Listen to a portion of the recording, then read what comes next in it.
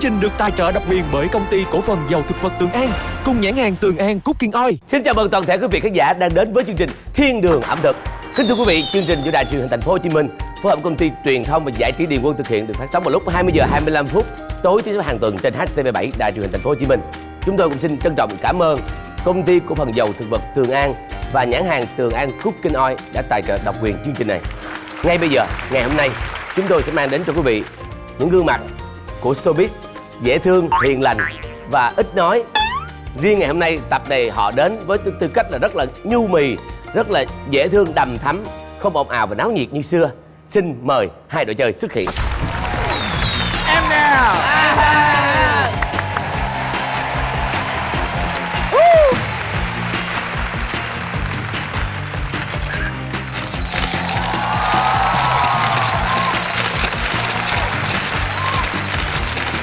Rồi, vô ghế ngồi đi nào. Vô hả? Vô hả? Ẩu vậy trời ơi. Thưa quý vị, ngày hôm nay hai đội chơi với những phong cách quần áo khác nhau. Xin giới thiệu phong cách lạ lẫm Aladdin và cây đằng thần Lê Dương Bảo Lâm. Thưa quý vị, bộ đồ tiếp theo là bộ đồ phi hành gia áo mưa nguyên bộ Lê Lộc.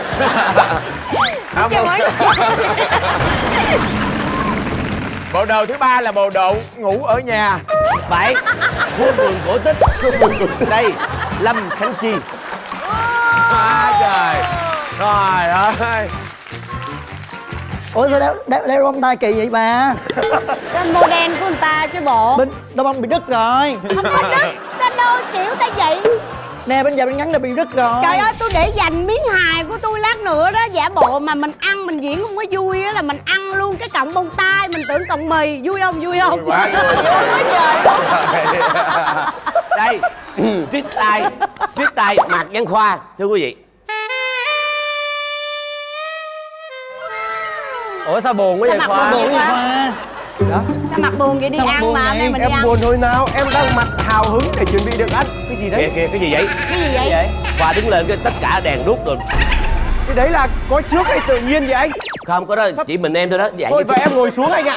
Em coi cách ăn ở làm sao chứ mà để mà đèn nó chớp gì là chị thấy không có được rồi đó nha. Đây, xin giới thiệu style Hàn Quốc Duy Khương. Hay quá. Anh hôm nay thấy em... Tay dài rồi tóc Anh, tóc giả. thiệt anh. Thiệt rồi, trời ơi. Giả là bên kia. À vậy hả? Không hiểu đây là style y quen nào. Trong đó đi chơi game show mặt đây, mời chị đứng dậy. Có một cái đôi cánh nữa. Ê, ủa mắc gì? Ủa, mắc gì đi nhóm? Mắc Tại gì vì đi nhóm? quen rồi. Quen không thì mắc gì phải nhóm? Bà đi xuống cho tôi coi coi. Mắt gì mà đi nhớ. Mình mới cao hơn Trường Giang. Giang Cũng không cao hơn đâu. cao hơn chứ không cao hơn. Để cái gì? Tôi tưởng đây là Đi về chỗ, đi về chỗ. Đi về chỗ. Chị đi về đi chị nè, đi về đi đó. Thưa các anh chị thân mến, ngày hôm nay chúng ta hội họp ở đây để bàn về một vấn đề, đó là năm con heo. Năm con heo là năm tuổi của em nè. dạ năm tuổi của con luôn. Thế thì bây giờ chúng ta sẽ nói về năm cô heo vàng là gì, rồi người ta quan niệm heo vàng là gì, rồi người ta cầu mong cái năm heo vàng đó mình sinh được con cái ra sao, đúng chưa? Một năm vừa qua là năm heo vàng thì mọi người đã làm được những gì? Ai đã hoàn thành được kế hoạch, chỉ tiêu đề ra, hay là có những dự định mà vẫn chưa hoàn thành? Lâm Khánh Chi, năm vừa rồi thấy sao, thành công về mặt nào rực rỡ nhất? Năm vừa rồi thì em cảm thấy là năm viên mãn nhất của em. Em vừa hạnh phúc, vừa có con, Vừa có chồng. và vừa có chồng. Nói chung là tất cả mọi thứ em đều rất là happy. Tốt, quá tốt. Thì năm vừa rồi là một năm cũng không thành công lắm về cái mảng livestream của Lê Dương Bảo Lâm. Đó. Thì đó. Bị chặn Facebook. Bị hack hoài. Ủa sao vậy anh? Sao vậy? Giờ bị hack Facebook. Tức là đó, có câu slogan luôn mà. Năm con heo xui xẻo mang theo. Tức là tai họa tới với em liên tục. Thì phi thị ơ, nhà thì mới xây mà bị dột, bị sập, bị đủ thứ trong đầu. Xui lắm, năm heo xui. Năm vừa rồi tôi rất là hên là tại vì Lê Dương Bảo Lâm tặng cho tôi một gánh heo.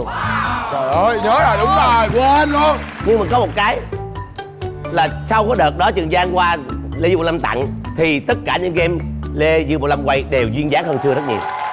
Đúng rồi. Đúng không? Đúng rồi. Năm nay tuy livestream bị thất bát thôi nhưng mà show thì cũng rất là nhiều. Đúng. Và cái duyên dáng là cần thiết cho nghệ sĩ lắm. càng ngày càng duyên. Trời ơi, Ảnh qua cái xớt miếng duyên của ảnh rồi em cho miếng tài lộc đồ này nọ chia qua chia lại. đây nè, bây giờ nói về nhỏ cháu tôi nè. Năm Sao? vừa rồi sao? Tình duyên sao nè? Tự nhiên sao nè? Con có yêu chưa? Yêu chưa? Một nét nhạc buồn. Sao môi giật giật Con nè? đừng có nói buồn a Phượng. Lộc. Sao giờ Gì Lộc? vậy con? Mới chia tay bồ.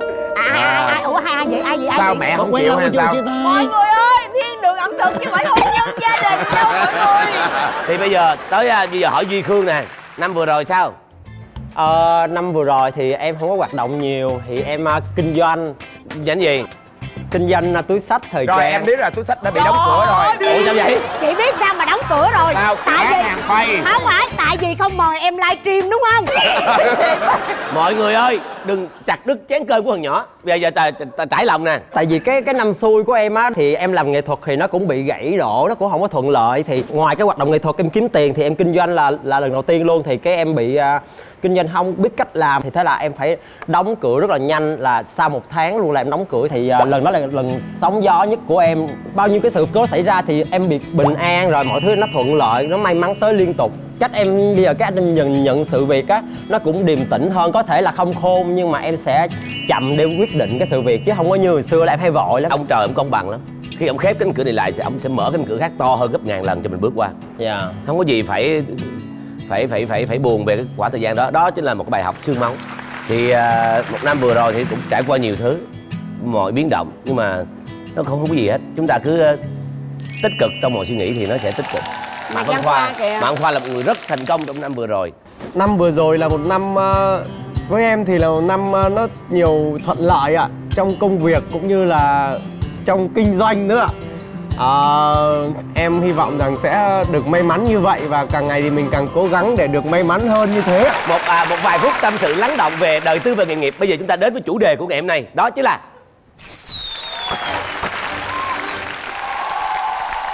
tập này có cái tên chủ đề là kỷ hợi ấm no. Thì chúng ta sẽ vừa rồi là chia sẻ về 5 con heo vàng như thế nào, và bây giờ chúng ta sẽ đến với những món ăn về thịt heo. Thì mọi người cũng biết là thịt heo là một cái thực phẩm rất quen thuộc và nó tiện cho nhiều món ăn, đúng chưa?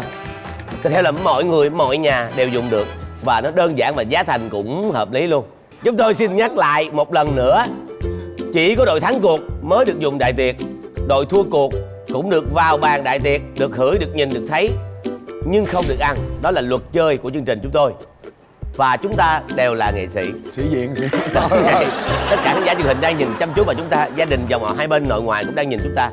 Chúng ta hãy chơi với tâm thế là những người văn minh lịch sự. Cái gì cũng có thể mất đi, nhưng cái không được mất đi đó chính là lòng tự trọng. Bây giờ chúng ta đến với những món ăn của vòng đầu tiên. Xin mời.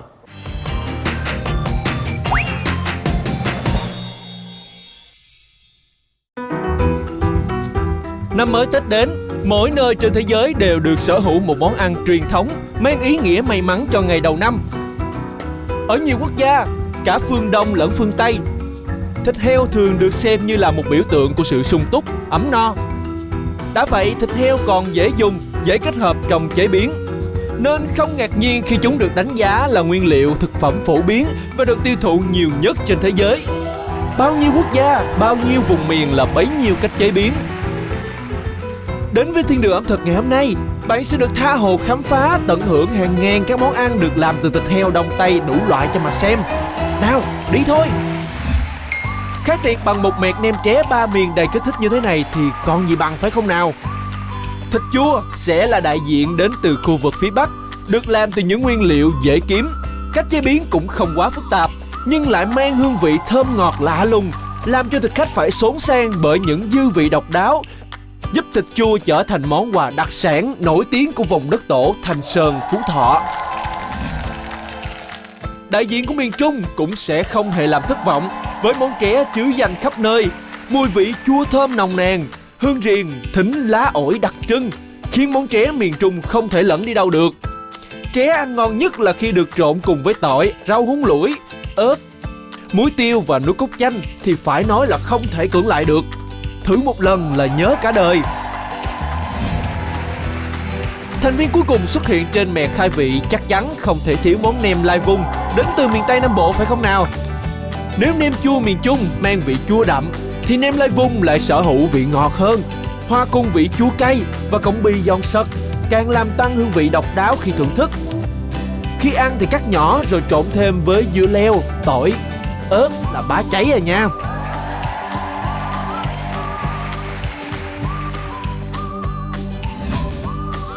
Men nem ké ba miền tuy có một điểm chung là được làm từ phương pháp ủ lên men để có được vị chua tự nhiên đặc trưng, nhưng mỗi món lại toát lên một cốt cách riêng đậm đà hương vị vùng miền xuất xứ, tạo nên một mẹt nem ké vẹn tròn Bắc Trung Nam đầy lôi cuốn.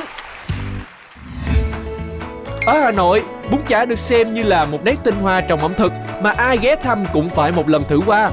Bún chả gồm 3 phần chính là bún, nước chấm và chả nướng. Chả nướng cũng được chia làm 2 loại khác biệt là chả viên và chả miếng. Chả miếng thường được làm từ thịt ba chỉ để khi nướng có được độ mềm ngọt nhất định. Còn chả viên thì được làm từ phần thịt nạc dăm băm nhuyễn. Lúc nào cũng vậy, đối với các món nướng, nước sốt luôn là chìa khóa phần nào quyết định đến việc thành bại của món ăn. Đầu bếp sẽ pha chế sốt với công thức đường vàng, dầu hào, nước tương, nước màu. Mật ong và một ít tiêu sẽ giúp cho phần sốt dậy vị hơn. Khuấy cho tất cả các nguyên liệu hòa tan là bắt tay ngay vào công đoạn ướp thịt thôi. Chia nước sốt thành 2 phần. Một phần ướp với chả nướng trong vòng từ 2 đến 3 tiếng để thịt thấm tháp đậm vị. Phần còn lại thì cho vào thịt băm, trộn đều rồi vạt thành miếng tròn dẹp vừa phải thế này là ta có ngay phần chả viên hoàn hảo. Ta-da! Chả đã sẵn sàng, sắp tất cả ngay ngắn lên vỉ rồi nổi lửa lên để đến ngay với khâu nướng thịt hấp dẫn thôi nào. Nhớ là phải trở liên tục để chả được chín đều mà không bị cháy nhé. Chao ơi, nhìn xem, chẳng mấy chốc mà các mẹ chả nướng được áo một lớp vàng ươm óng ánh, hấp dẫn, hương thơm tỏa ra ngập tràn khắp căn bếp của thiên đường ẩm thực luôn. Nhìn những hình ảnh này cả nhà còn cảm thấy cồn cào chưa nhỉ? Cố gắng đợi thêm tí xíu nữa là có thể dùng được rồi nè. Wow, loáng một cái là bún, nước chấm, rau sống, đồ chua các loại và đặc biệt là phần chả nướng thơm phức đã được bày biện ra bàn, chỉ còn đợi mọi người thưởng thức nữa mà thôi. Gắp một đũa bún, chấm ngập vào chén nước mắm chua ngọt thanh tao đặc trưng, nhâm nhi thêm ít rau sống, đồ chua thì giòn giòn. Cắn nhẹ miếng chả ngọt ngọt thơm lừng quyến rũ, bao nhiêu là vị tất cả cùng hòa hợp nhưng không hề bị trộn lẫn, tạo nên một món ăn bình dân nhưng đầy mê hoặc nếu giữ trái tim của thực khách. Không cầu kỳ như lối ẩm thực miền Bắc, cũng không được phồn thực như lối ẩm thực phía Nam. Ẩm thực miền Trung phảng phất đâu đó sự mặn mòi sương gió. Sau bánh tét thì món thịt heo ngâm nước mắm cuốn với bánh tráng cũng là cái tên hiện hữu trong mâm cơm Tết miền Trung. Đầu tiên, đập dập củ hành tím rồi thả vào nồi nước sôi cùng với muối và hành lá để thịt heo sau khi luộc sẽ dậy mùi thơm tự nhiên vô cùng hấp dẫn. Tiếp đến cho nước mắm, đường vào nồi nước rồi khuấy tan cho đều. Thêm 2 thìa giấm vào nấu sôi một lúc rồi tắt bếp. Sau đó đặt hết thịt luộc vào trong hũ thủy tinh. Đổ hỗn hợp nước mắm vào cho đến khi ngập thịt. Thả vài tép tỏi, tiêu hột, ớt trái vào càng giúp tăng thêm hương vị đặc trưng cho món ăn.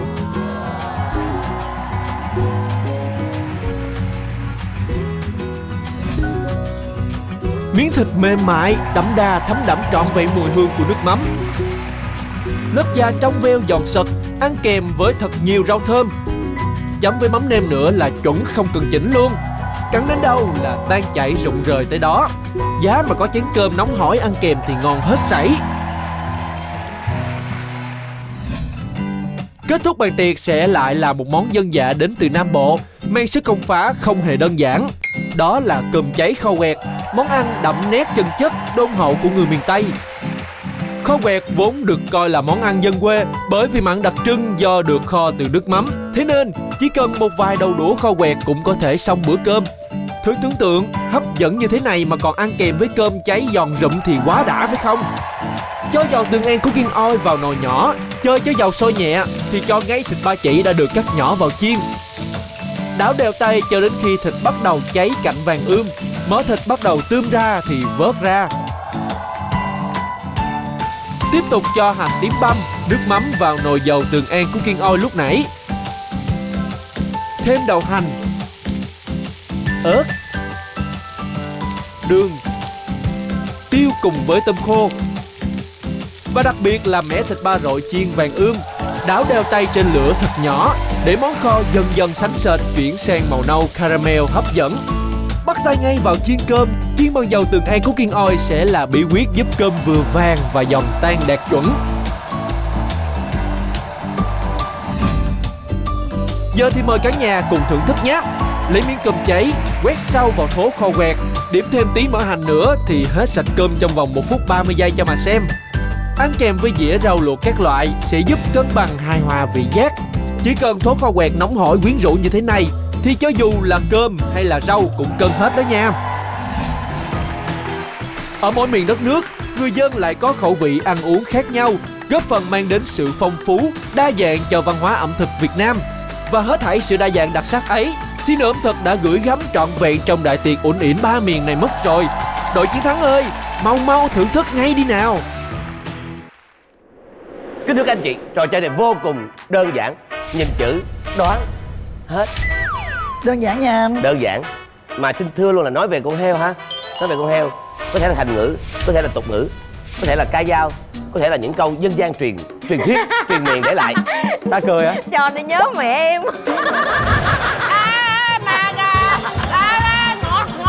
Ngọt trời ơi. Qua đi, qua. Rồi đi qua đi. Đem đi, đem bà xem. Qua đây giờ đi chơi tưởng hết đi một từ hoài vậy. Đi mẹ đi chơi. Mẹ đi chơi ở chỗ. Đem đi. Lẹ lên giờ kìa. Lần sau cười em nói trước cho anh được không Lộc? Anh bị giật mình á nhá. Con cười to quá. Ok, lần sau nói mọi người ơi em chuẩn bị cười nhá. Ok. Có 3 vị trí. Vị trí đầu tiên là cầm bảng. Vị trí thứ hai là nhìn cái bảng. Sau đó phân tích cho vị trí thứ ba. Vị trí thứ ba đơn giản, chỉ đứng đó và đoán cái từ đó thôi. Dĩ nhiên không được đụng chạm tới những từ ngữ có trong cái bảng này. Rồi. Mọi người đã hiểu chưa? Dạ. Chúng tôi sẽ có mỗi đội một nội dung, chỉ có một nội dung duy nhất. Thì trong thời gian ngắn nhất, đội nào đọc đúng sớm hơn chiến thắng. Lần lượt chơi, đội nào chơi trước? Bà chơi trước đi. Thôi Đội bà chơi dở, bà chơi trước đi. trời ơi. Trời chị quyết định luôn Thiệt á. Quả tôi xì. Tới tôi xì đi, con chú anh đi. Tôi với bà là Từ gì đi. 1, 2, 3. 1, 2, 3. Có bà con vậy. 1, 2, 3. Rồi, Thua. rồi chúng ta ngồi. Ủa cái này nó phải đập vô cái Về quê chị cái chơi. lá. Chị về quê chị chơi nha. Ủa? Rồi, bây giờ em đã có nội dung ở đây rồi. Vị trí đã sẵn sàng hết rồi. Thời gian sẽ được tính khi tấm bảng này được dơ ra. Và bây giờ thời gian bắt đầu. Ục ép. Tung tư. Ục ép. Con gà. Ục ép. Ép là gì? Con lợn. Lợn Chị làm cái gì đấy? Từng từ đó là gì kiểu được nói mà. được nói mà sao bà không nói, bà á khẩu hả? Lợn rồi. Lợn. Đi. Nói đi chị. Đi, đúng rồi thầy. Lá chấm chấm đùm lá lách. Lá đó. Lành. Đúng rồi. Lợn lành. Cái mà gọi là biết anh Thành Lộc không? Có. Không, Trinh, không. Rồi. Tên hả? Sai dính chữ rồi. Yeah. Lợn lành chứa thành lợn què hả? Ủa? Trời ơi. Chúng ta chỉ cần chờ đội đối diện, đội đối thủ sẽ vượt qua được thử thách là như thế nào. Xin mời. Thời gian bắt đầu. Trái ngược với nghèo. Dao. Như nè. Con. Không phải. Cái gì nướng? Nè, nói này đi. Cái gì nướng? Nuôi nấng. Nuôi. rồi. Dao nuôi. Rồi đúng rồi. Con gì? Dao nuôi chó. Tiếp tục đi, tự đoán luôn. Cái gì khăn? Cái gì mười gì? Dao nuôi chó 10. 10 gì? 10 khó. Rồi Dao nuôi chó khó. rồi. Nuôi.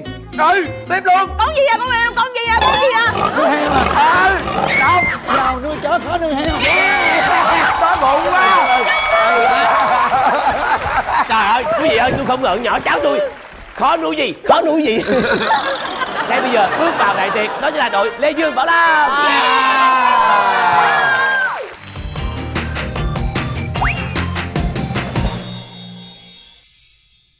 Yeah. Trời ơi. Món gì xuất sắc vậy Quá Lam? trời ăn Chết mà rồi. trẻ không Trời gì. ơi. Món này em thích nhất nè, món tré. Đây, Thích nhà ăn ăn cưng. cưng. Không, thích thì nhìn đi cưng. Đây là một cái mẹt gọi là nem ba miền. Đây nem Thanh Sơn. Cái đây là Lai Dung. Trời ơi. Bên kia là Tróe. Trời ơi. Tróe là miền Trung đó, Lai Dung là miền Tây ha. Bây giờ chúng ta sẽ thử một ít nem chua nè. Nem này là ta dùng làm từ cái thịt đầu hoặc là lỗ tai á, trong này có thính. Lỗ tai Người ta heo ủ cho nó chua lên. Tại vì nó lên men tự nhiên. Tức là vi khuẩn có lợi cho đường Em ruột. không tin, em chưa được ăn không tin. Không cần Thôi. thịt nó giòn. Cái mùi thính sau khi thấm vô lên men tự nhiên hơi chua chua, ngon. Ôi ăn đi đừng có tả nữa. Con ơi, con về phân xác cái đây nè con. Sao cô gấp cũng được. Thôi cái này cái bố cục của đầu bếp ta Ủa để vậy đẹp là rồi. là cái đồ thua là không được ăn thiệt luôn đó. Không được đâu, ăn thiệt đâu. Ngồi nhìn đi cưng.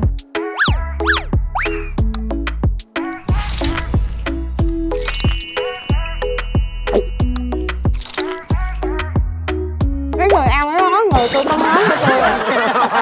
Cái này nó sao? Nói nghe coi. Ủa cái bột ngoài này là Thính nữa con. vậy hả? Sao nó nghe cái mùi nó Thính là làm từ gì biết không? vậy không? Từ bột gạo. Từ gạo rang. Vậy hả? Nó rất là thơm chú. Đúng trời, gạo Thơm rang hay lên là- nó vàng lên xong người ta lấy người ta giả nhuyễn ra, xay nhuyễn ra. Chị ơi em chưa ăn gì luôn á chị, em chưa ăn sáng luôn á chị Nga. Ăn mà nó bắt cái miệng mình luôn á. Đúng rồi. Bắt cái miệng là sao? Bắt cái miệng là ăn phải ăn thử hoài á. Rất là dai. Đây là có da heo. Đúng. Thường thường em ăn ở ngoài là có trộn cốc đồ thêm là cái này không có anh. Đúng rồi, cái này là đơn thuần á. Đơn thuần đúng không? Nhưng mà này trộn thêm nữa rất là ngon. Nhưng mà ăn về thì nó sẽ nguyên thủy. Đúng rồi. Nó sẽ nghe được cái gì đậm đà của tré. Cái sự dai dai của những cái sợi da heo. Cũng như là thịt mặn mặn, ngọt ngọt. Và đặc biệt cắn trúng miếng tỏi. Nó sẽ nồng ở lỗ mũi của mình. Làm cho nó hòa quyện với nhau. Mình có thể trị cảm được luôn. Chị Nga ơi, thí dụ không được ăn thì cũng cho nước uống chén miệng này, chương trình không cho uống nước luôn. Có nước không thiên đường ẩm thực? Nước miếng á chị tự nuốt thôi. Đúng rồi đó. Trời, thằng bé thật là thông minh. Trời, để em ăn cái món nem mà coi. Em thích món nem mà nhất. Nem Lai Dung. Nem Lai Dung ở Đồng Tháp. Đúng rồi. Hát bài cái đồng hát đây. Em quên rồi. Lần nào em đi về quê mà đi diễn đó, lúc nào em cũng ghé Sa Đéc hay là Đồng Tháp, em mua những cái nem này Về tặng. để em tặng cho mọi người. Thật ra em rất thích nem của ở dưới quê. Ngon xuất sắc, ăn rất là ngon và rất là giòn, mà nó hơi chua chua, Đúng rồi. mà nó có tiêu nữa, nó rất là thơm. Nói chung một chút xin chương trình thêm một bình em về được không vậy? Không nha. Được không? Thắng có quyền. Em nghĩ mọi người ăn no cho tụi em cái mâm này đem về. Tụi em ăn trong tuổi nhục mà chị cũng không cho, chị cũng xin về nữa. Thì cái chứ bây giờ mới biết là cái sự đau khổ của mình là như thế nào. Đã ăn lé ăn lúc mà người ta không cho ăn đó, chị nghĩ đi. Vừa rét lạnh của cái phim trường mà vừa đói, vừa lạnh lẽo mà Lạnh vừa của tình đồng nghiệp. Đây là gọi là thịt heo ngâm nước mắm nè, là từ quán của tôi là Lâm Khánh Chi. À vậy hả? Anh đang đi qua mình- quán anh hả? Đây mình sẽ dùng cái bánh tráng Đại Lộc. Bánh tráng này là mình nhúng nước xong mình để 30 giây mới cuốn được nha mọi Anh người. ơi, cái bánh tráng là phải bánh tráng quê anh không? Đúng rồi, Đại Lộc á. Đại Lộc là quê của anh Quỳnh. Ủa chị Nga đi đâu vậy chị Nga? Nghe ơi đâu hả?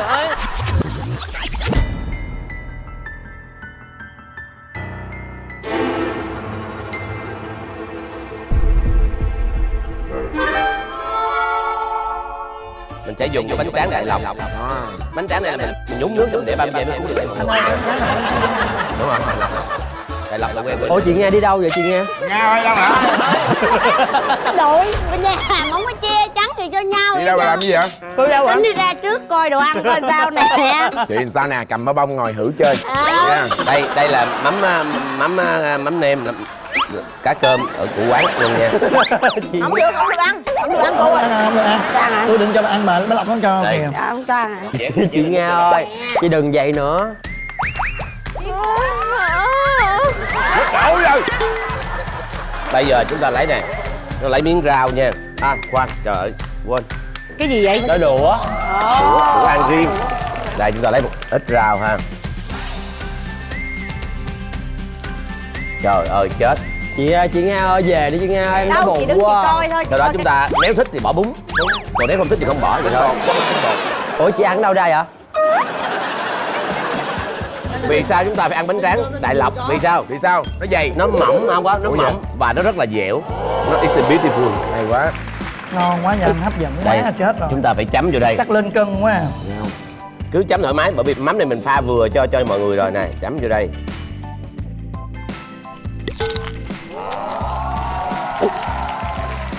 Cái thịt đó nó giòn, vì sao? Vì cái mỡ nó trong lại, nó ngấm nước mắm rồi. Ngon quá anh. Tụi mình á, cái gì mình phải có cái phong cách của mình chứ. Đúng rồi chị. Em điện thoại về quán em ship lại cái đồ ăn cho mình liền. Mình ra Đâu mình được. phim trường mình ngồi mình ăn luôn. Bà đâu ngang ngược vậy nha. Đâu cho bà ship đồ ở ngoài vô được nha. Chứ nghĩ đi, tôi nhịn 3 ngày đến đây phim trường để hy vọng bữa ăn. Ai chứ bà làm thua, bà chưa thua Tôi chơi. đâu có biết là cái luật mà thua là không được ăn đâu.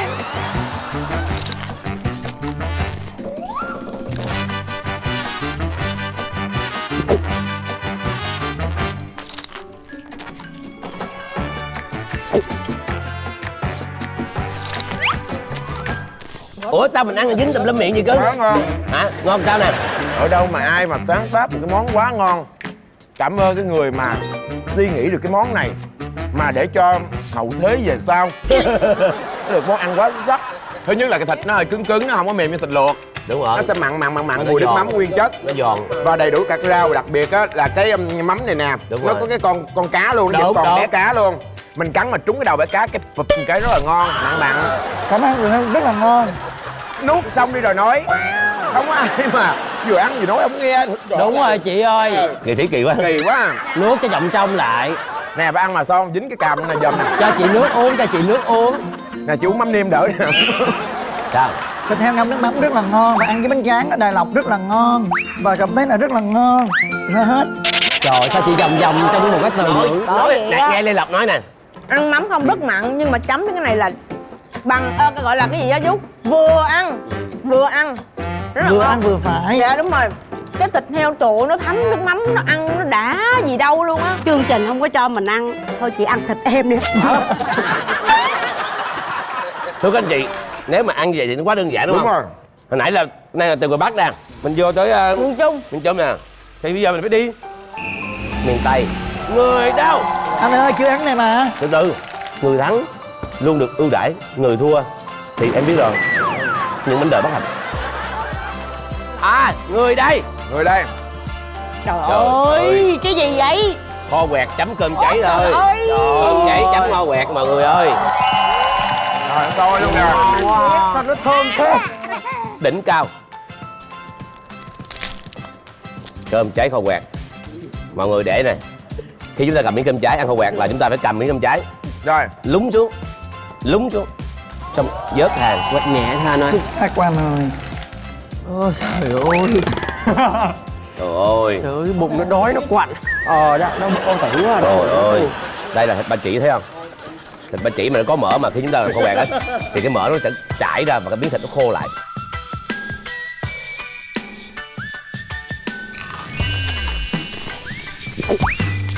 Thịt ba chỉ á mình nấu lâu á, mỡ nó tuôn ra, nó còn lại cái phần thịt và cái mỡ nó chảy nước rồi. Chảy nước rồi. Nó rất là giòn. Giòn, đem thử coi.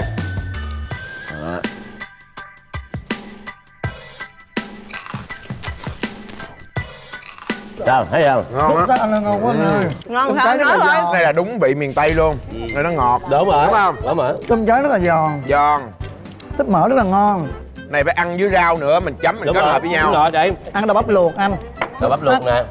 Bà gấp cho tôi một miếng đậu đũa được đậu bắp được không? Đây tôi bắt. Bà Trời tôi cái miếng thịt xa. heo này ngon nè. Nè cái miếng thịt heo mỡ rồi nè. Nó ăn như vậy nè, Lộc. Đây nè, nó phải đi qua tới đây nè. Đó, bà há đi. Hả đi. Ủa có bà há đi mà sao chị ăn? Trong chương trình này á, có một cái điều mà thường thấy á là đội nào càng ăn gian thì sẽ thua trắng 3 Đúng vòng. rồi. Đúng rồi. Không em trung thật, em chưa ăn. Em trung thực nhưng mà em ở chung với đội ăn gian. Em đã bị bị lây. rồi, bị lây. Thôi em ăn vàng đi, em không trung thật.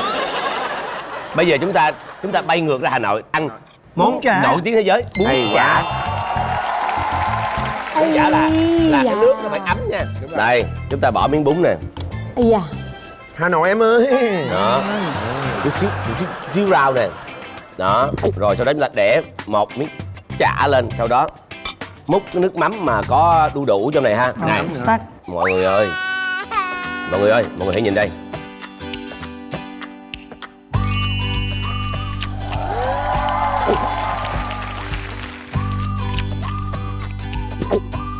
Rồi. Sao anh? Cái thịt nó thơm, cái nước mắm á nó vừa lại, và cái đu đủ nó rất là giòn luôn. Đúng rồi. Ăn mà làm mình ức chế quá. Nói là đu đủ nhanh và giòn dễ sợ luôn á. Đây là món mà tổng thống Obama khi ghé Hà Nội đã từng ăn. Đúng rồi. Rất nổi tiếng thế giới. Ngon. Lần nào em ra Hà Nội em cũng phải ăn cái món này. Đúng rồi. Phải ăn. Ủa chú, cái này được gọi là chả đúng không? Chả. Chứ là gì? Chả nướng lên đúng chả không? nướng. Chứ không lẽ kho. Đáng lẽ con phải qua kia kìa. Đúng rồi đó. Cái chả này nè, nhìn nó tưởng là mọi người tưởng là nó rất là mặn đúng không? Không ai Không tưởng ai mặn, tưởng, không ai tưởng mặn. Anh không biết. Em tưởng lúc đầu em tưởng nó mặn. Thế thì em nói một mình em tưởng thôi. Đúng rồi, thì đó mà ai vậy nó không có mặn anh. Ở đây á người. Khi mà mình cắn cái thịt nó trong này, Rồi sao? nó còn lớp mỡ của thịt luôn. Rất là ngon, rất là tươi. Tươi là sống hả? Thật ra ở đây người ta không có ăn thì người ta không có kiến thức về ẩm thực. Còn con bé ăn no mà nó cũng mất nhận thức là cái có món ăn nó như thế nào, nó cảm nhận rất là lung tung. Nó không có biết gì đâu. Đừng có vậy, đừng có vậy nè. Đói quá quạo chứ.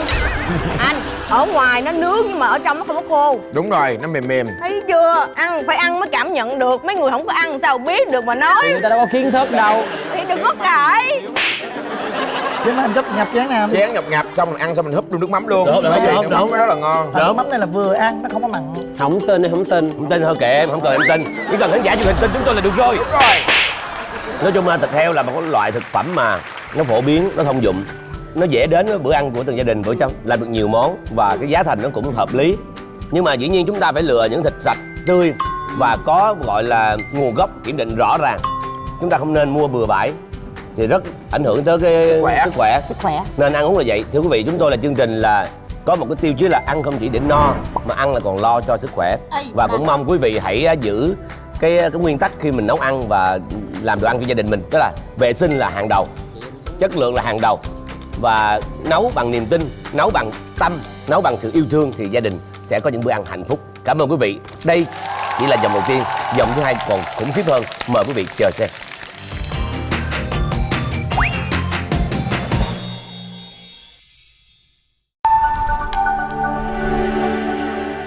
Tottery điều trị hiệu quả trị cấp, ngăn ngừa bệnh trị tái phát, sản phẩm của Trafaco. Vì thịt heo quá phổ biến, quen thuộc trong bữa ăn hàng ngày, nên dần lâu mọi người thường nghĩ nguyên liệu này chỉ phù hợp để chế biến những món ăn dân dã, bình dị. Nhưng thực tế, khi cần thịt heo vẫn có thể một mình tỏa sáng, cần hết cả một đại tiệc long trọng đấy nhé. Bạn có tin không? Nếu không tin thì cho xem. Khơi gợi cảm hứng từ những hương vị rất riêng của Tây Bắc, đại tiệc uốn ỉn của thiên đường ẩm thực hôm nay sẽ mở màn bằng món khai vị lòng dồi chiên.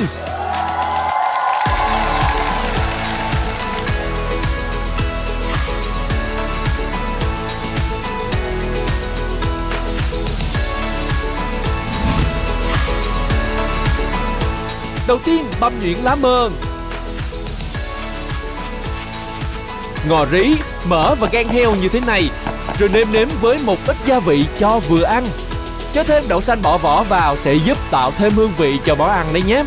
Cuối cùng đừng quên điểm thêm chút huyết tương để tạo màu đỏ đẹp mắt nhé. Giờ thì trộn đều để các nguyên liệu hòa quyện vào nhau. Tiếp theo nhồi phần nhân vào bên trong lòng già để làm sạch. Luộc dồi bằng nước sôi rồi vớt ra khi dồi vừa chín tới. Giờ thì đổ dầu ăn Tường An Cooking Oil vào để chiên dồi thế nào.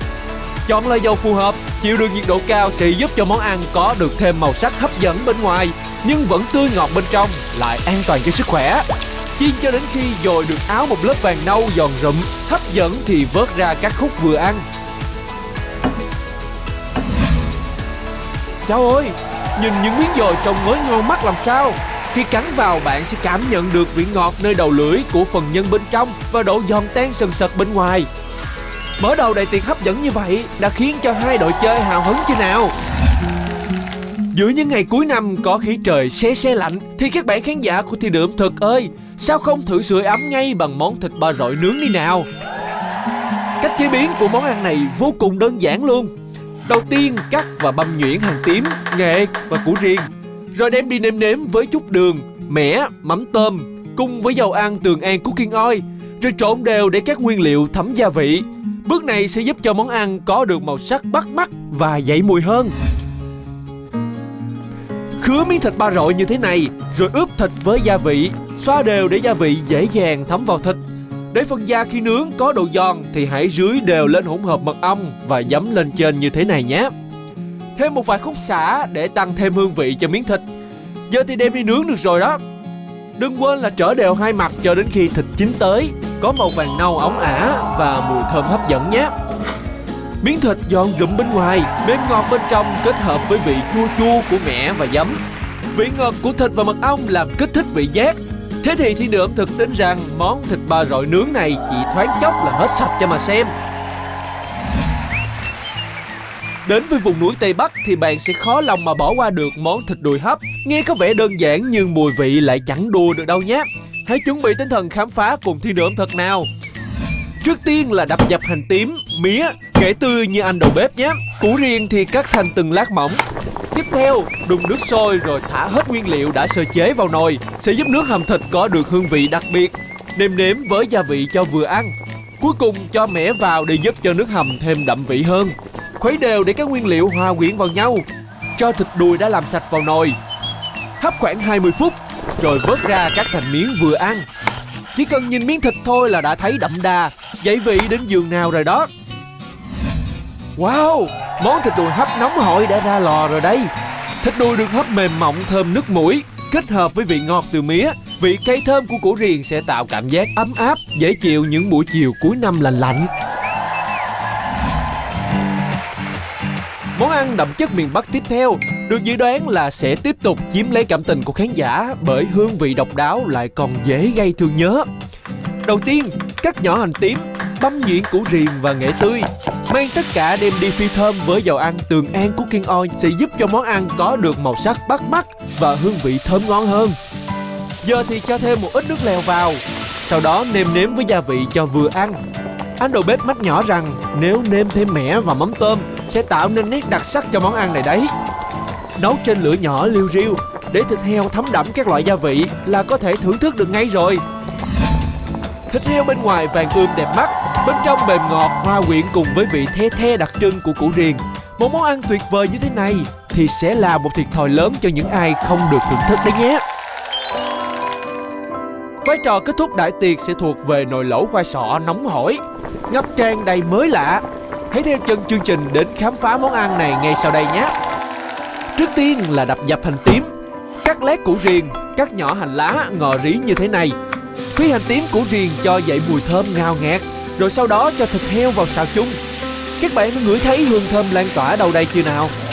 Anh đầu bếp của Thiên Đường ẩm thực gợi ý rằng sử dụng phần nước dùng được nấu từ xương heo sẽ giúp cho nước lẩu có hương vị đậm đà hơn gấp bội. Thêm vài củ khoai sọ là hoàn tất. Món lẩu khoai sọ hấp dẫn ngay từ phút đầu tiên.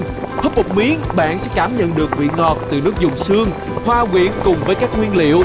Cắn thêm một miếng thịt heo mềm ngọt, kết hợp cùng vị bùi bùi của khoai sọ thì còn gì bằng.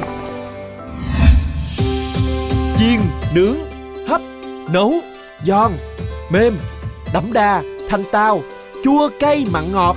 Tất cả đều được hội tụ trong đại tiệc uẩn ỉn hoành tráng, hấp dẫn như thế này. Đã đủ để bạn tin vào sức mạnh của nguyên liệu quốc dân này chưa? Đảm bảo ông Hoàng và đội thắng cuộc cũng sẽ trầm trồ cho mà xem. Ngày xưa khi chúng ta còn con nít, ông bà cha mẹ hay mua cho chúng ta những con heo đất. Chính vì vậy có bài hát mẹ mua cho con heo đất. Mẹ cái con nhỏ này thiệt á. Chị hay biết đâu, từ từ. Phá chương trình. Hồi nhỏ dễ hát vậy à. Hai lần. Thì lại 2, 3. Mẹ mua cho con heo đất. Mẹ mua cho con heo đất. Y a y a. Mẹ mua cho con heo đất. Mẹ mua cho con heo đất. Ý à ý à ý à. Bởi vậy cái Không biết dòng sao người ta. cái dòng mà nó thắng hát nó vui, cái dòng thua hát nó buồn. Chưa có động lực hát đây ạ. Có được ăn đâu mà hát.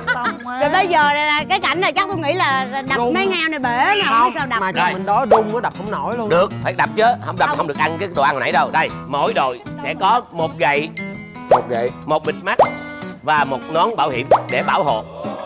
Chúng ta sẽ chơi lần lượt từng thành viên. Sau khi thành viên đầu tiên lên đập, mỗi lần đập một con, lấy cái tiền cung đình trong đó mang về để đây, rồi đưa tất cả những cái dụng cụ này cho người tiếp theo.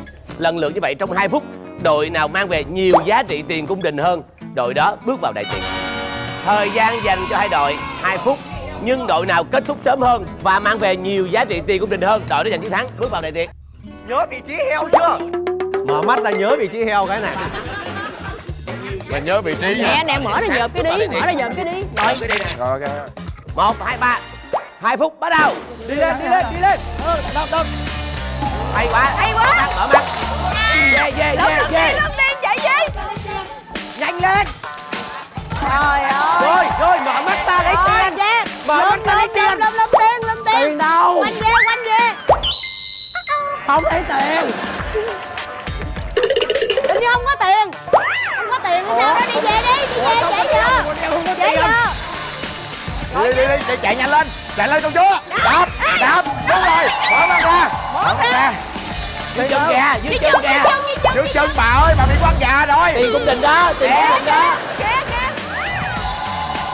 Rồi, lẹ lên. Lẹ lên. Đạp. Chạy về. Rồi, chạy về, lẹ lên. Mở ra. Lẹ lên. Nón là phải gài là đàng hoàng nha mọi người. Nón mới gài lại nha. Rồi đi. Thẳng luôn. Thẳng nữa. Đi luôn, mình chưa tới. Rồi. Đạp. Đúng rồi, qua kia. Qua phải. Qua trái. Qua phải. Qua trái. Trời ơi, Lê Lộc ơi. Rồi lẹ đi. Đạp đi chị ơi. Đạp. Lên nữa. Đạp đi. Trời ơi.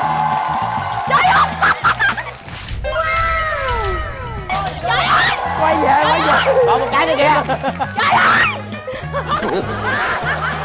Cái tiền đó của tôi nè. Của người ta. Đâu, bên em mà. Tiền bên em. Cái tiền đó của tôi, tại sao lấy của tôi vậy? Nè, trả một cái này. Đâu, tiền của ta mà. Nhanh lên nào. Rồi, đạp. Ôi, cái này quá trời tiền luôn. Lên rồi. Ba cái giấy còn lại. Trời ơi. Trời ơi. Rồi, đạp đi. Đi. 10 giây. Đạp rồi, bẻ rồi. Bẻ thôi. Đạp. Bẻ rồi, đi vô. Trên. Đạp mạnh, đúng rồi, yeah. 6. Rồi. 5. Làm đem về. Một. Tiền làm đem về. 3. Từ từ. 2. 1. Hết giờ. 2 phút kết thúc. Hết giờ. Chúng ta bắt đầu đếm tiền.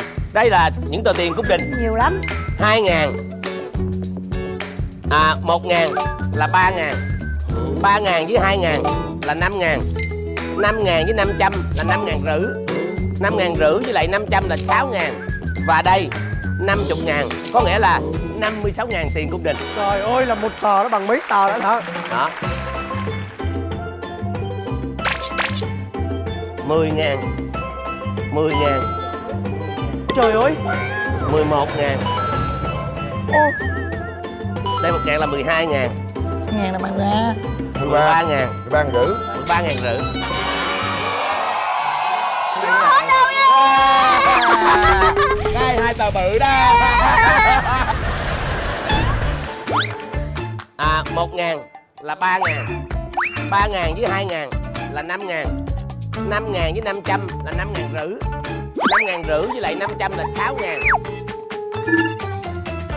Đây 2 tờ bự đó.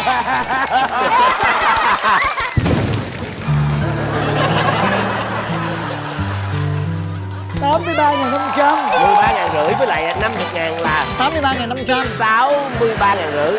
20.000 nữa. 83.500. Ông đổ đập nhiều miếng. Thua nữa. Thưa quý vị, ngày xưa chúng ta đã từng đi học nên chúng ta biết cái con số nào lớn hơn số nào. Yeah. Nên đội bước vào đại tiệc và dĩ nhiên 10 triệu đồng thuộc về Lê Dương, Bảo Lâm, Lâm Khánh Chi và Lê Lộc. Xin chúc mừng. Thưa các anh chị thân mến, xin khẳng định luôn, đây là heo tập. Có nghĩa là cái loại heo mà nó lớn cỡ nào thì nó khoảng 10 mấy 20 kg là lớn nhất rồi. Và người ta nuôi rất là nhiều năm thì cái thịt nó rất là chắc và cái mỡ rất là giòn và cái lượng mỡ nhìn nó vậy nhưng mà nó không ngấy. Đây chết nó sâu rồi giờ phải làm sao? Nhỏ rửa lại Nhỏ chứ. nữa này. Ăn chân á đừng có phỏng mỡ. Anh đậy cái lắp nắp này đâu anh, nó bay nó thơm quá. Thơm quá. Đũa thần. Đũa hoàng gia, cái đâu ăn cái đũa người thường Tầm được. thường được. Đây là heo ba chỉ này ta nướng giòn da. Cái này là cái đùi này người ta luộc với các loại chả, riềng, mẻ. Và đây là cái dồi thì đây là một trong những cái mâm mà gọi là đỉnh cao của ẩm thực mà làm về thịt heo. Nó gọi là rất là độc đáo và nó hay lắm. Chị Nga coi cái thiết kế có con heo, có cái giếng, có bụi tre là gì dễ thương quá ha. Đây là mình sẽ Dễ thử. thương nhưng mà mình đâu có được ăn đâu, được Cái làm dồi gì đâu, hả? nhìn thôi à. Đây là mình sẽ thử cái dồi ha. Chấm mắm tôm. Chấm miếng mắm tôm xong lấy một miếng gọi là Lá mơ. nhẹ như đây. Gói lại cho một ít riềng vô. Đó, Xả này. xả này, Trời một lát ơi, riềng. ngon quá. Rau húng này. Ăn đại đi Giang, để anh em người ta nhìn người ta thèm chứ. Nó phải có nhiều thao tác, mọi người thông cảm nha. Đúng rồi. Em làm đây hơi lâu mọi người thông cảm. Ôi chết quá. Phú Yên. Thơm. Đây sau khi cuộn xong chấm vô đây. Mình làm đi anh. Mình được ăn mà sao mình nhìn hoài vậy? Chưa từ từ để nhìn cái cách biết ăn.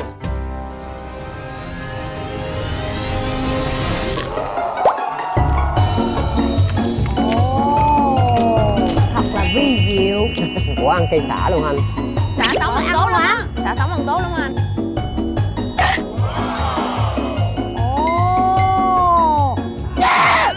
Ôi Xuất sắc. Nhất cái nắp. Rồi mình ăn đi anh, trời ơi. Ăn đi, ăn ăn đi, đi. ăn đi, Ăn ăn đi. đi. Ơi, sĩ diện ơi. Ơi, sĩ diện ơi. Được. Uống được hả? Không được, chơi gì kỳ lắm. Chị lấy cái khí thôi. Không, chị để giùm em đi. Chị Nga. Chị Nga, thiệt, chương trình ta nói chết. Nói chết. Nè rau nè Nói mọi chung người, mình rau. cũng lớn rồi, phải có cái lòng tự trọng chứ. Để đây nè, trang trí. Cái dồi rất là giòn. Các nguyên liệu ở trong nó hòa quyện với các loại lá. Hòa huyện là cái gì? Hòa huyện là cái gì? Hòa quyện là cái từ của ông Hòa ẩm thực. Hòa quyện. À, Nè quý vị thấy không? Cái heo này mình nướng giòn da bên ngoài, bên trong có ướp các loại gia vị. Cái mỡ nó rất là trắng nha. Và cái da nó giòn, chúng ta cũng chấm nhẹ vào đây. Heo quay quá. Đây. Ở ngoài cái bì này là có lớp quét một cái lớp mật ong và giấm để gì? Mục đích là mật ong nó sẽ lên màu tự nhiên và cái giấm nó sẽ làm cho giòn. Đó là nguyên tắc. Chúng ta sẽ để vô. Anh cứ ăn đi. ăn đi, ăn đi, ăn đi.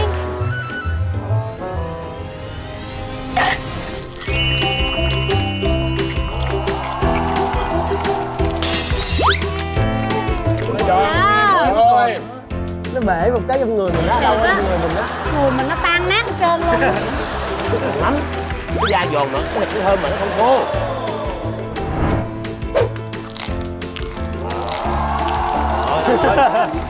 Trời ơi. Em mới ăn đi bé ơi.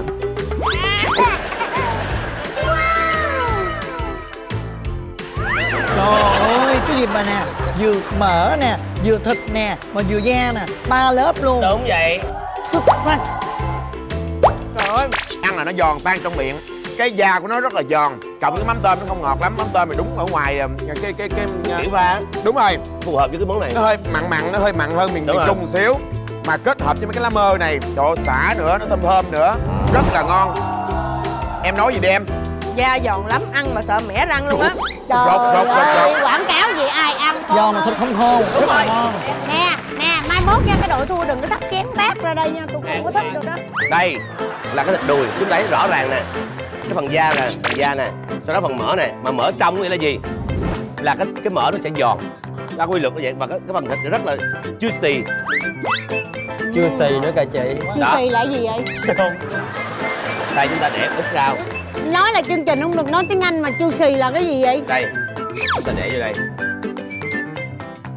Không giải thích cho mình luôn. Không, juicy là cái gì vậy? Là không quan tâm luôn Là á. mọng nước đó. À, là mọng nước á hả? Đó. Ồ, cũng biết tiếng Anh nữa ha. Đây thưa quý vị. Xuất sắc, ăn quá ngon. Chết luôn quá thiệt á. Ôi. Lộc ơi, Dạ, này chú. Nè. ngon luôn, Nè. ngon luôn.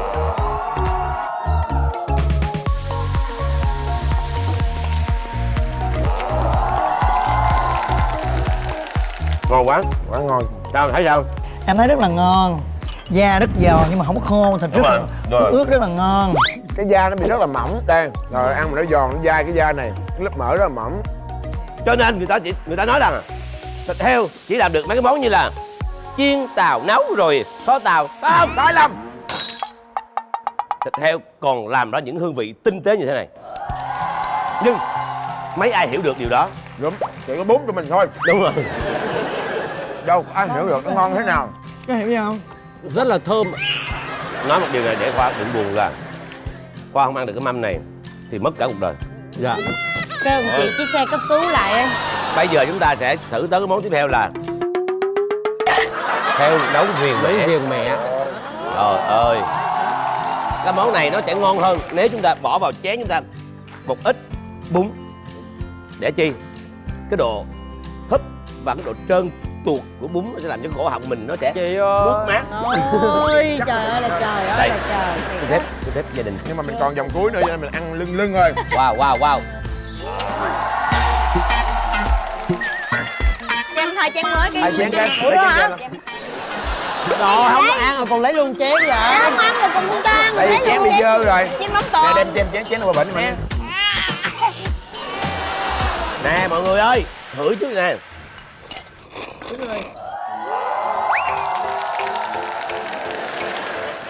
Trời ơi. Rột. Sao Giang? Hấp lòng là ngon, ngon. Ngon lắm hả? Ăn đi. Làm ơi, anh múc cho em. Trời ơi, ông Hoàng múc cho tôi. Hết tôi anh ơi, nhà em còn vòng cuối nữa.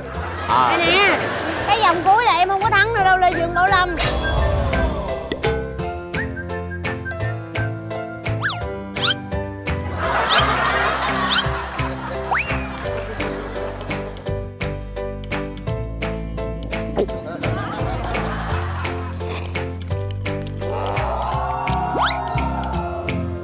Đây là món rất là lạ.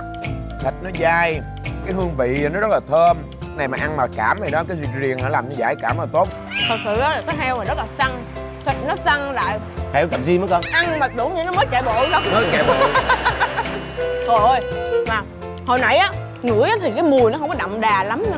Ăn vô. Ăn vô một vô. cái, Đậm đà trời luôn. ơi. Nó vàng bạc và nhất là những cái tủy như thế này, cái xương như thế này mình ăn xong Hút là một mình cái. hút cái rột. Nghe rót. Khác biệt giữa những người đánh giá là người được ăn và người được hửi là khác biệt chỗ đó. Dạ. Trời ơi. Chết quá. Phải hút như vậy nó mới tuột cái cổ họng nó mới đã. Xuống cái vòm họng ngay lưỡi gà, nó cắn một miếng bún vô. Ừ. Nó giật cái lưỡi gà. Đây nè, cho quý vị khán giả cận cảnh để thấy được.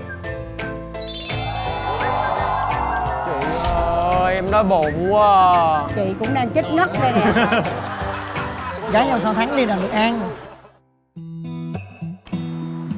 Đây. Thưa quý vị nhìn đi.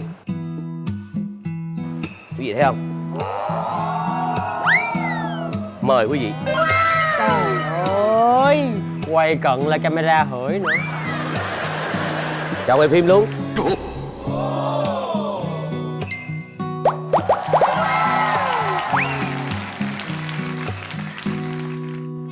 Ngon không? Ngon không? Ngon quá ngon. Quay phim ngon không? Gục máy ngon không?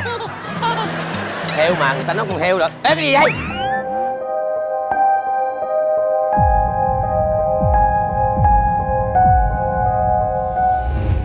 Cho quay phim luôn. Ăn cái giò nha, giò nha. Giò này ngon lắm, giò này. Lẹ đi. Coi nè. Rất là ngon. Ngon không? Ngon không? Ngon quá ngon. Quay phim ngon không? Gục máy ngon không? Ông quay phim ăn luôn. Trời ơi, quay phim mà được ăn. Heo mà người ta nói con heo rồi. Ê cái gì vậy? Dạ. Không có lần chén cũ. Đâu ăn qua em dư ăn. Cứu hồi nãy mang qua ăn luôn hết. Dư mà mình cũng lấy nữa hả? Thì để đây em nhìn thôi. Ồ. Trời ơi, xôi luôn rồi. Chưa ăn hết món này mà món kia xôi rồi. Cái này là khoai sọ hầm. Trời ơi, Trương. Trời ơi. Mà ngoài trời đang mưa đó phải không Giang? Đúng rồi. Chết quá. Ấm lòng. Ấm Wow. lòng. Dựng hầm khoai sọ mọi người ơi. Béo này béo lắm nè, khoai này béo lắm nè. Ngon lắm luôn á.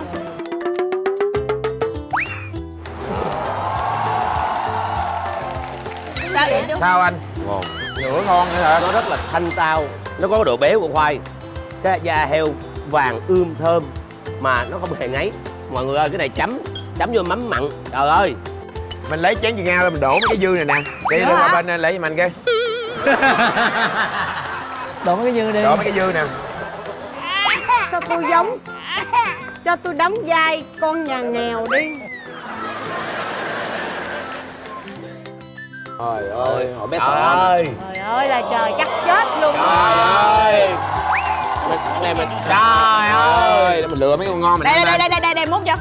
Tự múc đi. Mẹ ơi, Mình lựa mấy cái thịt con mình ăn đói đây. quá mẹ ơi. Xuất sắc. Móng rất là nhỏ. Heo sữa. Heo tộc. Heo tộc.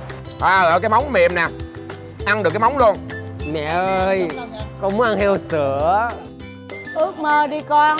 Cái nước này nó rất là ngọt, cái khoai rất là béo và cái vị nước nó thanh lắm, nó Đúng nhẹ rồi. nhàng lắm. Nè, coi cái móng nó mềm nè. Nó mềm mà mình thấy cái tủy của nó luôn nè. Đó thấy không? Rất là mềm.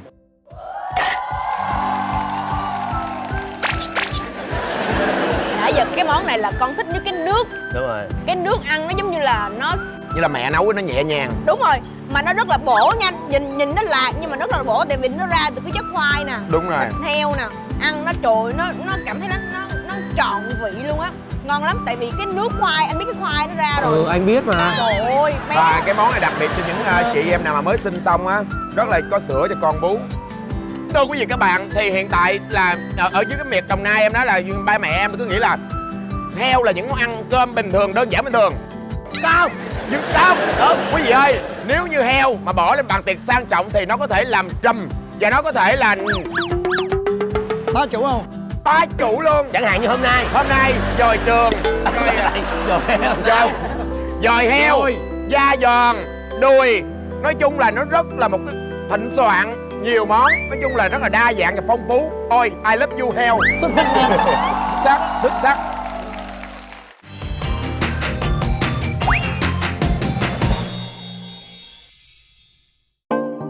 Thịt heo đã được mệnh danh là nguyên liệu quốc dân xuyên lục địa. Nếu vừa rồi Việt Nam đã được giới thiệu biết bao nhiêu món ngon hấp dẫn, thì các quốc gia khác nhau cũng chẳng hề kém cạnh đâu đó nha. Còn chần chờ gì mà không theo Thiên Đường Ẩm Thực tiếp tục khám phá thêm những món ngon mới lạ đến từ 5 châu 4 bể nào. Đảm bảo sẽ phải khiến bạn trầm trồ vì độ hoành tráng của bàn tiệc ủng ỉnh đó đây cho mà xem.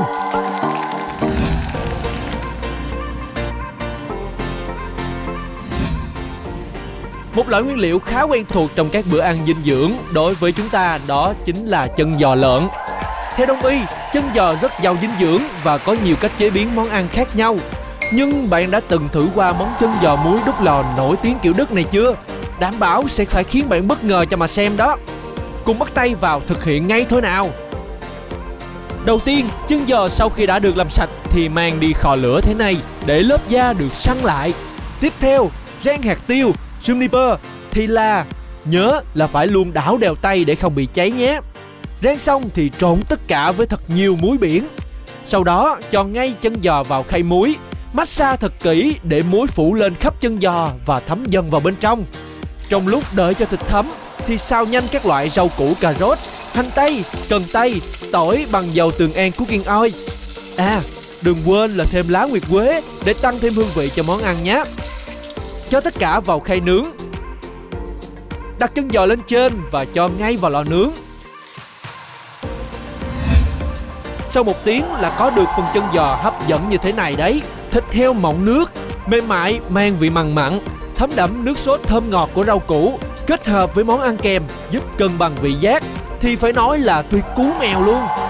Quả là một món ăn phù hợp cho các bữa tiệc phải không nào?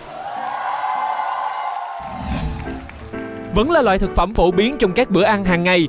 Tuy nhiên, tiếp theo đây, Thiên Đường Ẩm Thực sẽ giới thiệu đến các bạn khán giả một món ăn hết sức hấp dẫn. Sườn heo tảng nướng BBQ kiểu Mỹ. Mới nghe qua thôi là đã thấy bụng đói cồn cào rồi phải không nào? Trước hết, trộn đều bột hành, bột ớt, bột tỏi, thì là, đường và đường nâu với nhau. Giờ thì đem sườn heo đi ướp gia vị vừa mới trộn. Anh đầu bếp mách nhỏ là trước khi ướp, đừng quên xăm đều miếng sườn cho gia vị dễ dàng thấm vào bên trong nhé. Đến lúc mang sườn đi nướng rồi đây, rải đều thêm một lớp hỗn hợp gia vị lúc nãy lên trên giấy bạc, rồi nhẹ nhàng đặt miếng sườn vào. Gói ghém thật kỹ là cho ngay vào lò nướng. Với phương pháp nướng bằng giấy bạc sẽ giúp cho miếng sườn không bị khô mà vẫn giữ được trọn vẹn hương vị đấy. Nguyên liệu chính đã xong thì cùng thực hiện nhanh phần sốt BBQ thôi nào. Chỉ cần một ít tương cà, tương ớt, đường nâu, nước tương, mật ong, rồi sau đó khuấy đều lên để gia vị hòa quyện vào nhau là hoàn tất. Khi sườn chín mềm thì lấy ra, quét thêm sốt BBQ lên trên, rồi cho sườn vào lò tiếp tục nướng trong khoảng 15 đến 20 phút nữa là có thể bày ra bàn ăn thưởng thức rồi đấy. Lớp vỏ ngoài được áo một màu nâu đẹp mắt, thơm lừng, lớp thịt mềm tan, đậm vị quyện với nước sốt và các loại gia vị. Chỉ cần cắn một miếng thôi là đã kích thích mọi giác quan rồi. Ăn kèm với một chút nước sốt và rau củ nướng nữa thì còn gì bằng. Sẽ càng tuyệt vời hơn nếu được thưởng thức món ăn cùng gia đình và bạn bè trong những dịp tụ họp. Nước Ý là một trong những quốc gia có nền văn hóa ẩm thực rất đa dạng. Những món ăn Ý lại có phong vị riêng, không thể lẫn vào đâu xa và luôn được đánh giá cao bởi mọi thực khách khó chịu nhất. Nếu bạn đã biết đến ẩm thực nước Ý mà lại bỏ qua món thịt ba chỉ cuộn là một thiếu sót lớn đó. Các nguyên liệu đã sẵn sàng, hãy cùng chờ xem anh Bảo sẽ biến hóa món ăn này như thế nào nhé. Trộn đều bột tỏi, bột hành, bột ngò, muối với nhau. Ngò tây và lá thay thì cắt nhỏ như thế này. Đổ một ít dầu ô liu rồi thoa đều lên bề mặt miếng thịt để khi nướng, thịt sẽ dậy lên mùi thơm khó cưỡng. Rải đều hỗn hợp gia vị, lá thay, ngò tây để món ăn thêm đậm đà và ngon hơn. Giờ thì cuộn tròn miếng thịt, sau đó dùng chỉ cột chặt lại nữa là món ăn đã sẵn sàng để cho vào lò nướng rồi đấy. Wow, miếng thịt căng tròn, lớp da giòn rụm lấp lánh, ánh nâu hấp dẫn. Cắn vào bên trong lớp thịt mọng nước, béo béo vừa miệng, ăn kèm với bánh mì Ý và salad. Thêm một ít mù tạt nữa thì đảm bảo là không một ai có thể cưỡng nổi món ăn này đâu. Để kết thúc bàn tiệc không chỉ bổ dưỡng mà còn rất đủ đầy ngày hôm nay, thì Đường ẩm thực mời bạn thưởng thức qua món chân heo nấm truffle kiểu Pháp. Nấm truffle được biết đến như một loại nguyên liệu mỹ vị, hiếm có và đắt tiền. Có thể nói, sự kết hợp giữa chân heo và nấm truffle là một lựa chọn tuyệt vời đó.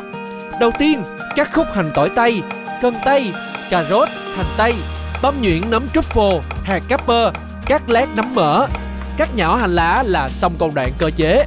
Giờ thì nổi lửa lên và hầm chân heo với rau củ thôi nào.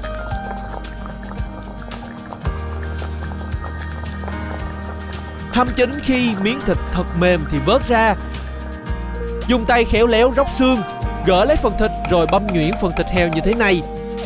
Gan ngỗng đem đi áp chảo cho đến khi vàng đều hai mặt thì cắt hạt lựu. Tiếp theo, xào nấm mỡ với dầu Tường An cooking oil. Sẽ dậy mùi hơn khi cho thêm ít tiêu và hành tím. Xào cho đến khi nấm mỡ vừa chín tới thì vớt ra để ráo rồi băm nhuyễn như anh Bảo nhé. Bắt tay vào trộn nguyên liệu thế nào. Trộn đều thịt heo, nấm truffle, nấm mỡ, hành lá, nêm nếm một ít gia vị nữa rồi nắm lại thành từng viên vừa ăn. Bí quyết để lớp vỏ ngoài viên thịt được ngon là lăn đều viên thịt qua bộ tứ bột mì, trứng, bột xù và bột bánh phồng tôm. Sau đó đem đi chiên ngập trong dầu ăn Tường An cooking oil. Với những món ăn được chiên trong dầu nóng thì việc chọn dầu phù hợp, chịu được nhiệt độ cao sẽ khiến viên thịt thơm giòn và vẫn đảm bảo được độ tươi ngon bên trong nhé. Trời ơi, nhìn những miếng thịt viên giòn rụm mới thật ngon mắt làm sao. Nước sốt là công đoạn cuối cùng để hoàn thiện món ăn. Cho một ít mayonnaise và mù tạt vào khuấy đều. Sau đó cho thêm hành tím, dưa muối, hạt pepper, ngò tây, trộn đều cho đến khi các nguyên liệu hòa quyện vào nhau. Ta-da! Nhìn những viên thịt trông mới ngon mắt làm sao. Cắn một miếng, bạn sẽ cảm nhận được ngay độ giòn tan của lớp vỏ bên ngoài. Và ngay lập tức sẽ bị quyến rũ bởi phần nhân mềm mại của thịt, gan ngỗng vô cùng béo ngậy, lẫn chút dai dai của phần da và nấm, cùng với vị ngọt thơm đặc biệt của nấm truffle không lẫn đi đâu được. Có ai choáng ngợp với độ hoành tráng của bàn tiệc ủng ỉnh đó đây chưa nhỉ? Đảm bảo vừa đã con mắt, vừa sướng cái miệng. Hương vị thơm ngon quyến rũ của các món ăn này sẽ khiến bạn đứng ngồi không yên, đi từ bất ngờ này đến bất ngờ khác đó nha. Nào, xin mời. Thưa quý vị, trò chơi này có tên là nhanh tay lẹ mắt. Tức là gì? Cái tay phải dùng cái nhíp, Mắt liếc qua liếc lại. đúng rồi, móc ra là nhanh tay, lẹ mắt là gì? Xếp các hình đó lại thành một bức hình hoàn chỉnh. Đó là hai chú heo vô cùng dễ thương. Trời ơi. Đội nào quá hoàn vậy. thành trước thì đội đó giành chiến thắng. Và chúng tôi không quy định ai phải ở vị trí nào, muốn làm sao làm, miễn sao bức hình phải hoàn thành nhanh nhất có thể. Anh ơi, em có ý kiến. Mời. Cái đội của em nó bất lợi nhiều thứ lắm. Vòng thứ nhất á, thì đội em là chị Nga không có nhớ trí nhớ tốt. Rồi. Vòng thứ hai là tụi em đói bụng rủng tay chân cho nên chơi không có thắng được sức lực, không đập nổi con heo. Chị Nga không biết chị có chắc cái tay chị không nữa nè. Không, tôi đói quá, đâu còn sức nữa đâu mà gấp. Rồi chơi. Thời gian bắt đầu. Nhanh lên khoan Nè nha. cô, cô. Dễ hả? Kìa có kìa đây nè. Nhanh lên giúp ta. Bây giờ mình chiến thắng làm cái gì nữa? Ăn sáng chị ơi. Lỗ cái này nó khó gấp quá ta. Thì đó. Mày phải chơi thôi chứ mày dưới xoay lại. Đâu cái nào chú cái này. À đây đây đây. Trời ơi. Hình với lại chơi tô tượng đó. Đi Lật về lật chơi lật đi. lên giùm con nha. Còn cái nào có đuôi mắt đó. Xếp dễ lắm Khoa. Không có dễ ăn đâu đó Khoa. Cục màu đỏ đó là lỗ mũi. Trời ơi Khoa, dễ mà. chị đừng có đẩy em mới chịu. Còn bây giờ ra đây không có cái mà ăn. Muốn ăn phải xếp hình, muốn ăn phải đập đồ mới được ăn. Đó, hôm nay cầm Mà đau đầu quá. Nếu mà có thua cũng cho em xếp hết cái hình này nha chị. Đường dính đi đâu có đường Tại vì dính cái đâu. hình này nó ngộ quá. Đó. Chú ơi đừng con. Dạ. Trò chơi là lúc nào mặc định tôi thua trước tiên đi. Đuôi nè, cái đuôi. Cái răng cái tóc là gốc con người chưa? Cái này gắn cho được cái càm. Cái răng đâu? Cái từ từ cái răng đâu gì? Dì ơi. Gì mà cô đi. Đó bây giờ mình cắt được miếng nào mình cắt đi. Dì ơi. Mình nói đi. Đây, Đây nè. Đây nè, đây nè. Cái đuôi má ơi.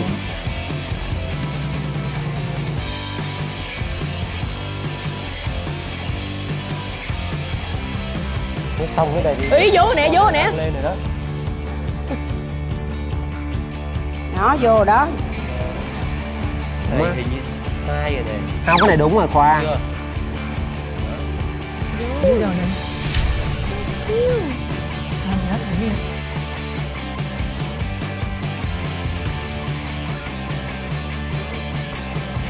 Đây là làm.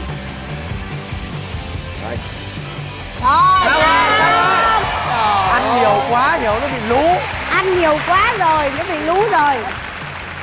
Thưa quý vị, như vậy là đội Bà Bông Khoa nhanh hơn, chính xác hơn, bước vào đại tiệc.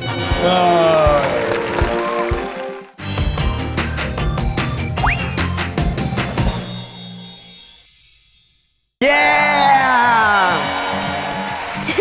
Thành quả. Bên mình cứ từ tốn chậm trái chị, không việc gì phải nhanh. Sang lên. Nhanh như bên kia. Thơm. Nói chung là chuyện qua cơn rồi thôi, nhường cho đội Nói bạn chung ăn tôi đi. cũng no rồi, tôi nhường cho bà. Bây giờ chúng ta sẽ có một đầu bếp xuất hiện. Hả? Và làm thêm một món ngon 3 phút ngay tại bàn luôn. Trời ơi. Xin mời đầu bếp Trần Thái Bảo. Yeah. Khỏe Bảo ạ. Dạ khỏe. Khỏe Chào không? cả nhà. Dạ. Cho em chào anh. Dạ Hồi nãy giờ cả nhà đã dùng những cái món heo của vùng miền. Dạ. Thì hôm nay thì Bảo xin giới thiệu với các bạn là heo của nước ngoài. Dạ. Thì đầu tiên ở đây mình có chân heo với lại nấm truffle. Cái nấm mà mắc tiền nhất đó. Em chưa được cái nấm truffle là một cái loại nấm quý. Một Nó trong chỉ, những nấm mắc cái thế giới đó. chỉ có 2 con vật có thể kiếm được là con heo và con chó. Nó sẽ hửi được cái mùi đó thì nó sẽ bơi lên thì cái nấm đó nó có một mùi rất là thơm.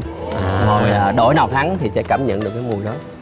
Cái miếng đen đen nó trở là nấm phải không anh Bảo? Nấm truffle. Cái nấm này cái giá trị nó rất là mắc. Dạ bây giờ mời mọi người thử đội nào thắng. Dạ. Thì Đội cái em thắng nấm á. cái bánh này sẽ dùng với lại cái sốt này. Thật ra sốt này nó gồm có cái dưa chuột ngâm, hành tím thì mình chấm. Nói chung bên đây người ta no rồi, cho người ta ngồi ta nhìn cho mọi người ăn đó. Ồ cái sốt đó ngon á. Nhưng mà mấy cái món này tây á chị.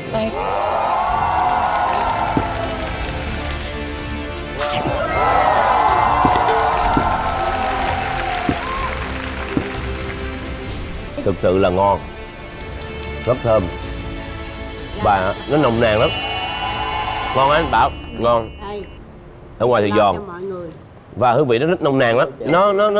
Nó đậm mà nó lan tỏa lắm.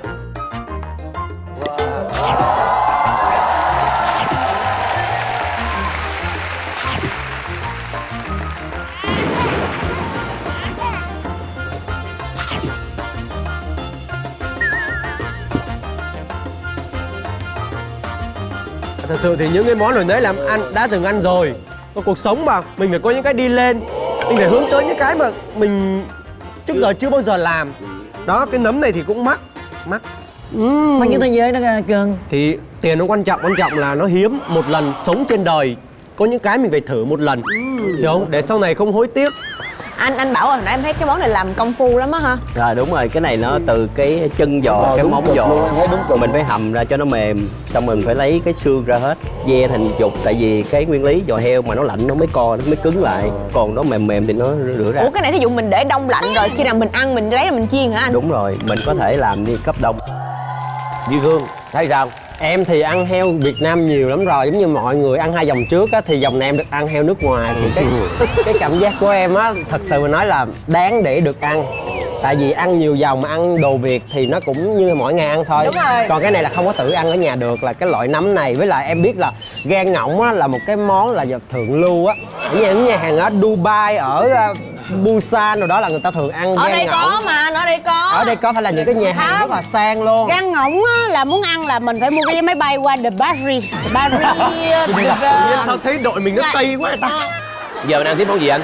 Bây giờ mình tới ăn qua cái thịt ba chỉ cuộn mình nướng kiểu Ý. Tại vì cái này nó là gồm những gia vị mà của nguyên lý, chẳng hạn như là majoran hay là các loại nguyên liệu đó. Bây Để giờ mình bảo ăn. anh sẽ serve cho mình ha. Tại vì cái này nếu mình cắt ra trước thì nó sẽ bị khô. Đúng rồi. Đây là Cho những miếng cái da được không bà nghe? gia vị. Nghe, cho miếng da được không mà nghe? Không được, nó ăn no rồi Nói mà. cho bằng sao? Đúng rồi, hồi nãy có cho nha. Lát Bà nữa nhớ bà giả nha. bộ bà qua đây đi. Nói chứ. Làm rớt hả? Mọi người nhìn kỹ vào đây nè. Nó rất là juicy, rất là mọng nước. Tức là ở ngoài thì giòn, Xì quá vậy. nhưng mà ở trong á thì nó không có bị khô. Nó vẫn săn chắc. Tiếng Anh người ta gọi là juicy, À, nghĩa là mọng nước.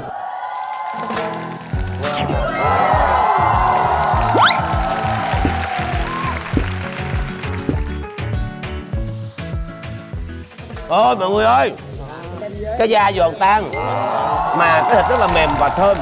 Tức là hết có thể ăn cùng một miếng Hariwon ha.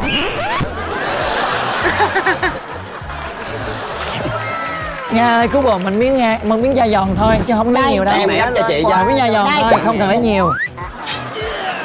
Mình hãy nhớ lại những gì hồi nãy mình đối xử với người ta. Không, anh ấy có gấp cho Nga một cục. Từ bé đến giờ em chưa ăn một cái miếng thịt lợn nào mà nó ngon mồm như thế này anh ạ. Em tìm hiểu rất nhiều về ẩm thực, nhưng mà cái da nó giòn mà giòn kỳ lắm. Giòn rụm đấy. Nó không giòn thường như cái hồi nãy đâu. mà nó rất là thơm. Đây, lấy miếng da thử nha. Messi beaucoup. Dạ. Anh bảo cái bí quyết nào mà anh cái này gọi là nướng đúng không anh? Nướng chứ. Đút lò. Sao anh nướng được nó cái miếng thịt nó như vậy? Thật ra thì anh cũng không nên chia sẻ với bé Lộc, tại vì cũng cả đời không bao giờ vô bếp. Món này là cái món của Italia. Italia, Ý đất nước hình chữ ủng đúng không? rất là ngon. Khi mà nướng vào đó, cuộn cái miếng thịt ba rọi đó, ướp cái gì tôi cũng không biết, nhưng mà nó rất là thơm, mà nó rất là ngon. Mà cái quan trọng đó là cái da nó giòn. Mà cái quan trọng nữa là khi mình chấm với cái bột tạt vàng nè, đó, mình bấm bột tạt vàng, mình kèm miếng cái đồ chua này, mình bỏ vô miệng nè.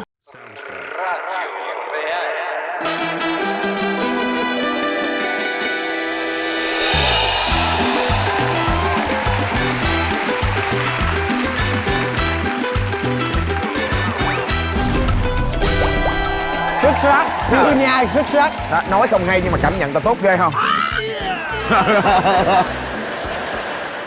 Mình đi Ý thì mình qua cái đất này nó vòng mà, châu Âu vòng đi kế bên không à. Cũng giống Việt Nam. Đây là củ heo ướp với lại muối với lại một cái hạt của nó peri, rồi sau đó với lại cái bia của Đức. Cái hạt nó thơm hơn tiêu Ở nhiều. ngoài Đức giò. Trời ơi, kìa mọi người ơi, mọi người. Rồi cái này nạt không luôn á. Cái là juicy á. Nó chu xì nữa. Gì mà vậy anh? Chu xì quá, trời ơi. Rồi mời cả nhà. Chúng ta sẽ thử. Rồi, cái này ăn với lại bắp cải đỏ nấu với táo. Mọi người thấy bốc khói không?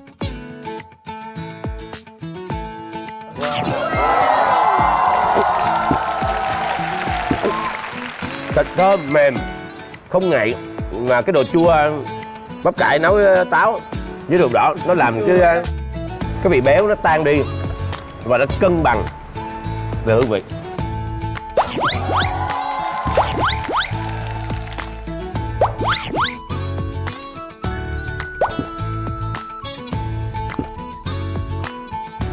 Bảo biết không, nói thật Bảo từ trước bây giờ là Thúy Nga lúc nào cũng chỉ thích ăn đồ Việt Nam à.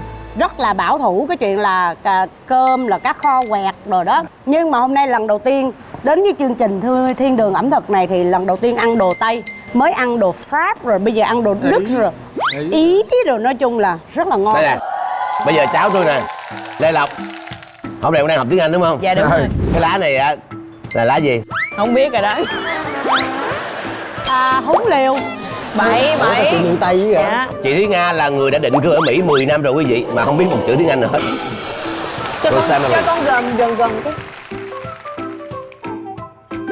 Trời ơi, cái lá này ta xông hơi nè. Thơm quá ta. Thơm quá không? Lá này là lá dứa chứ gì. Thơm thôi. Không gì mà. Ồ, mắc cỡ ghê. Thật sự thất vọng. Mắc cỡ chứ. Bây giờ món tiếp theo là món gì anh? Món tiếp theo bây giờ mình đi tới Mỹ. Tại vì thường Mỹ là nó thích ăn barbecue. Bây giờ mình ra cái món sườn heo barbecue. Rồi, đây.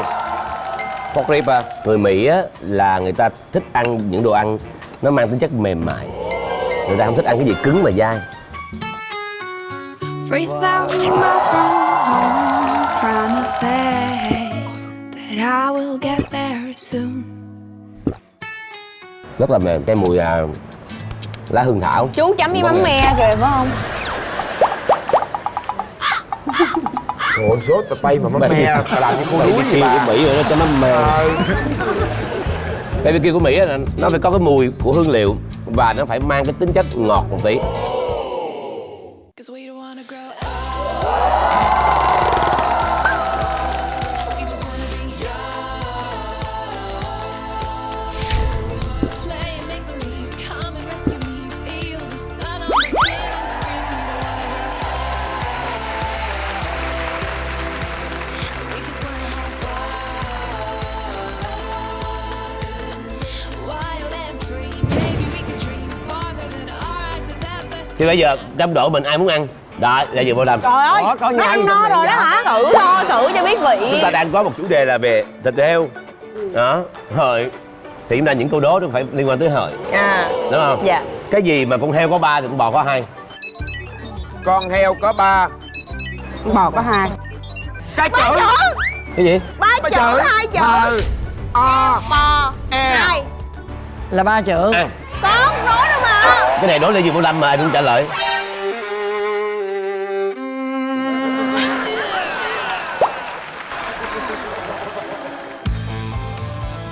Cái miệng nó ăn thấy ngon quá ha.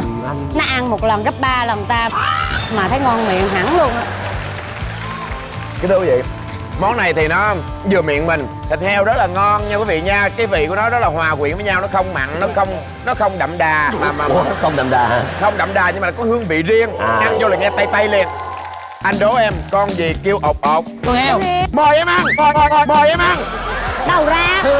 Đâu chương trình đâu dễ dãi Lê Dương Bảo Lâm. Ôi, miễn sao có đố thôi chứ. Nếu hỏi những câu hỏi đó nên hỏi chị nghe.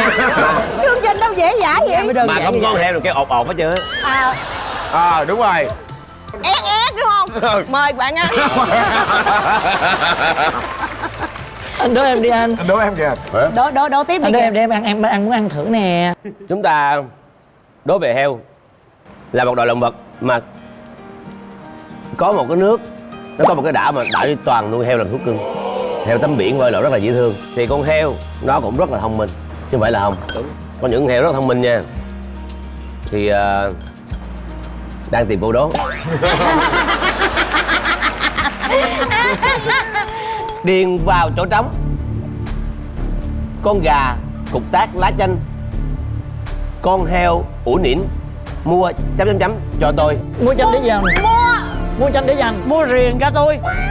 Không chính xác. Mua. Con heo ổn định. Mình phải gieo vần, nếu ví dụ lá chanh là phải vần mấy cái gì đó. Hành. Mua hành cho tôi. Yeah.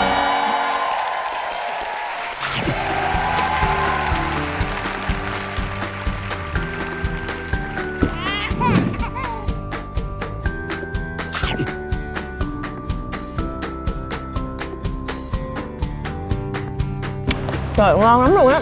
Cái thịt heo. Nói chuyện mang tính chất giải trí chút coi. Rồi. Cái thịt heo của nó. Thịt heo của nó chứ không lẽ của con bò. Thịt heo rất mềm. Thơm mà anh ơi, em nghe có mùi Giống mùi cà ri phải không ta? Con đi xa Nãy quá. mắm me giờ sang cà ri. Bà lộn Ấn Độ rồi đó, bà Quang lộn Ấn Độ rồi đó. Tôi nghĩ cho nó tồn tại để showbiz được hay thiệt. Bây giờ làm món ăn 3 phút ngay từ đây. Mời anh Bảo. 3 phút. Hôm nay mình ăn món gì anh? Hôm nay mình sẽ quay trở lại mình làm một món nãy giờ mình ăn heo rồi, bây giờ mình làm món nhẹ nhàng. Đó là món tiramisu kim chi cho ít vào. Green tea. Rồi mình có cái macaron là cũng là phô mai, cho một ít rượu.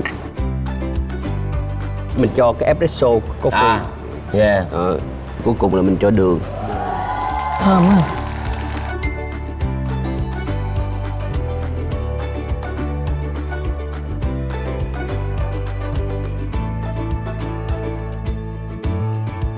Cà phê sô cô la, cacao. Mời anh Hoàng. Đây. Tiramisu.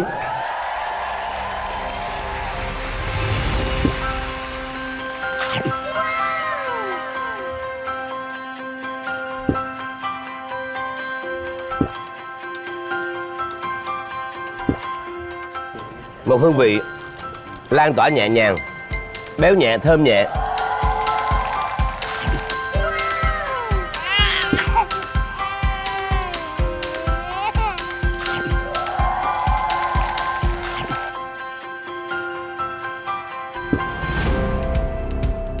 Em á là vua ăn bánh béo, em rất là thích ăn green tea luôn. Tại em cực kỳ thích mấy cái bánh mà có vị phô mai béo béo, ăn vô chung với cái bơ, cái kem này nè, nó rất là mềm, rất là mịn. Đặc biệt là cái độ béo nó vừa phải, không có bị gắt, rất là ngon. Lâm ăn thử nói hay Lâm.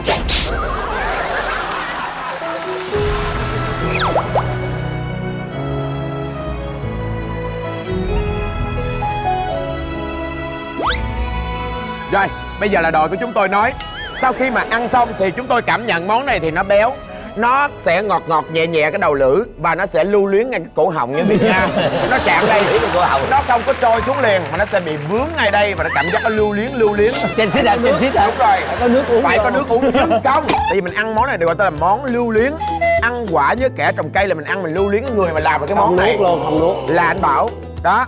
Mà mọi người biết không, khi mà mình ăn những cái bánh bình thường á cái nguyên liệu trong đó nó trộn thành một cái thành phần.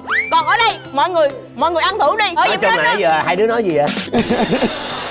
Như vậy là chúng ta trải qua 3 vòng chơi, nhiều món khác nhau làm từ cốt ủn nỉn. Số phát sóng này là về cốt ủn nỉn kỷ hợi. Một năm vừa qua chúng ta làm được gì và không được gì, thì năm sau chúng ta sẽ làm tiếp thêm những cái điều chúng ta chưa làm. Thì Lê Duy 15 là tính là qua năm mình làm tiếp gì?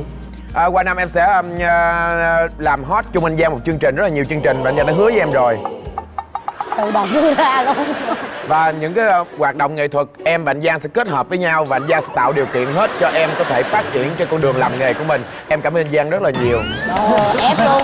Đưa vô con nó ép luôn. Thưa quý vị, cuộc sống mà có những điều chúng ta sẽ mong chờ tương lai, cũng hy vọng sẽ là anh em mình kết hợp một chương trình nào đó mà nó tạo ra những cái hiệu ứng và mọi người sẽ nhìn vào cái thành quả mình lao động. Dạ. Thì Lê Lộc sắp tới con làm gì nói cho mọi người khán giả nghe luôn. Sắp tới thì Lê Lộc sẽ có một cái web drama về các câu chuyện. Mọi người cũng biết là cổ tích Việt Nam của mình rất là hay và rất là đa dạng. Và lần này Lê Lộc sẽ làm mới nó bằng một thể loại là nhạc kịch cổ tích. Rồi chương trình đó hơi khó với bé Lộc đó. Dạ, khách mời là em muốn ai? Như hồi vừa nãy em có chia sẻ thì anh Giang đã đồng ý hỗ trợ em 3-4-5 tập gì đó. Hồi nãy anh hứa là có luôn. Không lấy tiền em luôn. Dạ trời. Hồi nãy cơ cũng vậy phải không? Có uống gì? Có. Khoa sắp tới có làm gì không em? Sắp tới anh bận lắm nha. Cảm ơn quý vị. Thưa quý vị, một năm trôi qua với nhiều thăng trầm của cuộc sống. Tuy nhiên chúng ta hãy nhìn tất cả mọi thứ bằng màu hồng, điều tích cực sẽ đến. Cảm ơn quý vị. Bây giờ chúng ta sẽ dừng lại ở những món ăn chính. Chúng ta sẽ đến với một phần gọi là thức quà quê hương. Wow.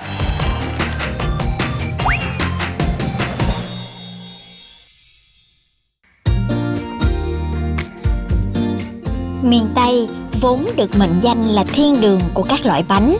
Từ nhân mặn, nhân ngọt, thậm chí chỉ là những thức quà đơn giản, từ nguyên liệu đến cách chế biến, nhưng vẫn vô cùng quyến rũ, khiến thực khách chưa bao giờ hết ngất ngây. Và bánh cuốn ngọt là món quà dân dã, đậm đà cốt cách của người dân Nam Bộ mà Thiên đường ẩm thực kỳ này mong muốn gửi tặng đến các bạn.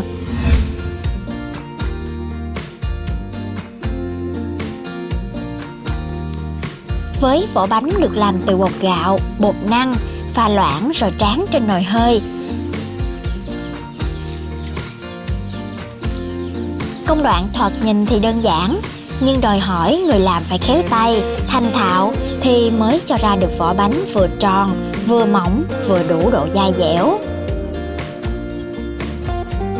Bên trong lớp vỏ mỏng manh trong veo là phần nhân được kết hợp hài hòa giữa đậu xanh nấu nhuyễn và đường, dừa nạo. Bên ngoài chỉ cần rắc thêm chút xíu mè rang thơm phức là bạn có thể khám phá ngay hương vị ngọt ngào đến từ vùng quê miền Tây đôn hậu. Vỏ bánh mỏng nhẹ, mềm dai, nhân đậu xanh vừa béo bùi, tất cả cùng nhau cộng hưởng để tạo ra một cảm giác thanh tao, nhẹ nhàng, vô cùng dễ chịu, khiến người ta cứ muốn nhâm nhi hết miếng này đến miếng khác bên tách trà chan chát, nhân nhẫn, để suy ngẫm rồi vẫn vương mãi hương vị chân phương, mộc mạc của quê nhà. Ở riêng cái phần này là thức quà quê này, chúng ta sẽ ăn những món quê. Nhưng hôm nay không phải là ngồi ăn không, mà có người tới. Cái cô này tên là Mỹ Duyên. Cô đang làm một cái kênh vlog về ẩm thực. Cô nấu mấy cái món hồi xưa rất là xinh xắn. Chúng ta cùng chào đón Mỹ Duyên. Mỹ Duyên, Mỹ Duyên, Mỹ Duyên. Đây. Đẹp hả? Trời ơi. Thơm. Ôi, bánh đẹp. Xin hỏi Duyên là ngoài cái nấu ăn này nè, công việc chính là mình làm gì? Dạ, công việc chính của em là hiện tại em đang hoạt động showbiz, em là người đẹp. Em là người đẹp luôn. Người đẹp, khi nào em có thể nói cái danh hiệu của mình được không? Dạ, cuộc thi của em thi là vào năm 2017, nữ hoàng trang sức Việt Nam.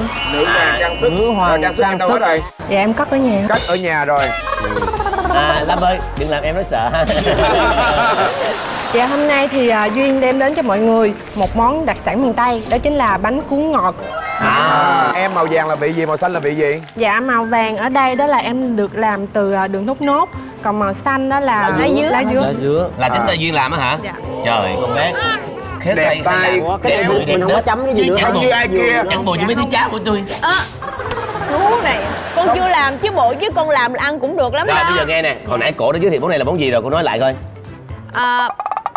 Bánh cuốn ngọt. Đúng rồi, chính xác. Mình dùng tay thì nó không vệ sinh lắm ha.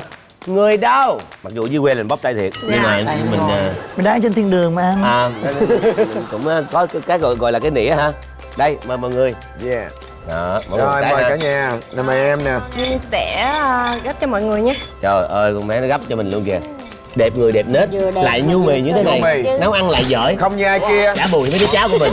Làm không được, nói chuyện không vui. Đúng rồi. Cảm ơn chị.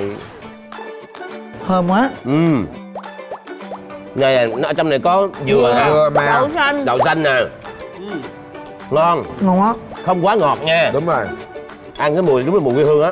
Rất là thơm. Cái mè ở ngoài nó cũng thơm nữa. Nói chung là bột ngon, đậu xanh rất là béo, dừa sực, cảm giác rất là lạ. Một món ăn chơi, một món ăn giặt rất là dễ thương, ngon. Ủa mà cái bột này làm bằng cái gì vậy chị? Dạ, cái này là mình gồm có bột gạo và bột năng. Này là kinh tế mình sao em? Đủ không? Bán đồ nhiêu cuốn? Đủ không? Để anh livestream luôn. Dạ, tạm được ha. Cảm ơn, đừng làm em nói sợ. Cái món ăn này đặc biệt đó là có điểm nhấn là phải có mè. Nếu như mà không có mè thì nó sẽ không có dậy được cái vị của nó. Những cái này làm chị tự nghĩ ra hay là học hỏi Gia truyền. của ai, gia truyền hay Dạ, sao? thật ra thì tại vì những món ăn này thì nó gắn liền với ký ức tuổi thơ của em. Và bên cạnh đó thì em cũng tự học hỏi thêm từ mẹ, từ ngoại để tự nghiên cứu và tự làm. Thầy quá từ không? Ta giỏi ghê. Bé đẹp người, đẹp nết, có danh hiệu, khéo tay hay làm. Học hỏi bà ngoại, bà nội, học hỏi mẹ. Chả bùi với mấy đứa cháu. Có mẹ giỏi quá trời mà không học hỏi. Không phải, em chưa phát triển thôi. Ngày hôm nay cảm ơn Duyên đã xuất hiện.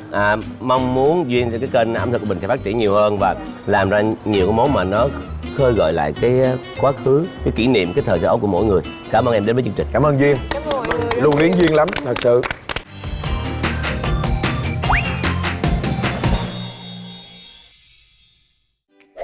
Các bạn khán giả của Thiên Đường Ẩm Thực, hãy tham gia trả lời mini game để giành được các phần quà đáng yêu.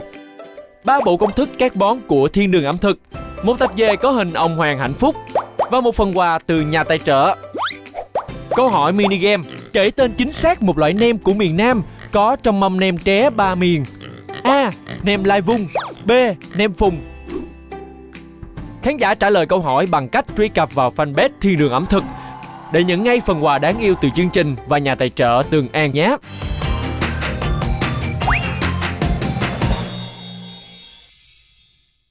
Ngày hôm nay cảm ơn các anh chị và các bạn đến đây đã hỗ trợ chương trình, tạo ra nhiều tiếng cười. Đội chiến thắng dành 10 triệu đồng và 1 năm sử dụng miễn phí dầu Tường An. Đội của mình thì không có 5 triệu. Không có luôn. Mình chỉ có 6 tháng sử dụng dầu ăn Tường An cookie nồi miễn phí. Ôi gì cũng vui rồi. Người đâu? Xin cảm ơn. Đây 10 triệu đồng. 1 năm sử dụng miễn phí. Đây 6 tháng sử dụng miễn phí. Cảm ơn mọi người. Cảm ơn quý vị khán giả đã dành thời gian theo dõi chương trình của chúng tôi. Thưa quý vị, chương trình Thiên Đường Ẩm Thực mùa thứ 5 này do Đài Truyền hình Thành phố Hồ Chí Minh phối hợp với công ty Truyền thông và Giải trí Địa Quân thực hiện. Chúng tôi cũng xin cảm ơn công ty cổ phần dầu thực vật Tường An và nhãn hàng Tường An Cookie Oil đã tài trợ độc quyền cho chương trình này. Xin cảm ơn. Xin hẹn gặp lại. Tạm biệt. Em thấy là cái vị nhân nó rất là ngon. Bên trong nhân là giống như là có đậu xanh với lại trứng muối nữa. Không, cái trứng muối là nó sai nha. Bây giờ thật sự ra mà chúng ta ngồi ăn, đồng nghiệp mình không ăn, sót. Không, anh đau trong lòng lắm. Nãy giờ tim anh nó đau mà anh không dám nói. Ở vòng đầu anh tại vì anh em không? Anh vì gia đình, anh phải kiếm tiền để anh nuôi gia đình, nên anh phải làm để chương trình của ban tổ chức sắp đặt.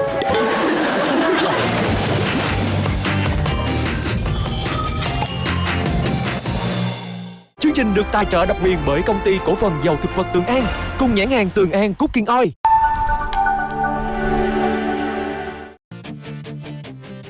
Nào cùng khám phá kênh chế biến món ngon thiệt ngon. Nào cùng mau xem game show thử thách vui thiệt vui. Nào là thịt nướng hải sản với lẩu siêu đã luôn. Đội nào chiến thắng thì ăn hết luôn nào. Nào cùng khám phá kênh chế biến món ngon thiệt ngon. Nào cùng mau xem game show thử thách vui thiệt vui. Nào là thịt nướng hải sản với lẩu siêu đã luôn. Đội nào chiến thắng thì ăn hết luôn nào. Bạn phải nhìn đôi suốt cả chương trình đây và chẳng phải xem kiến thức của ai hay thật hay. Chỉ một đội thắng tương từng đến món ngon thiệt ngon. Thiên Đường Ẩm Thực ông hoàng hạnh phúc cùng chơi cùng vui.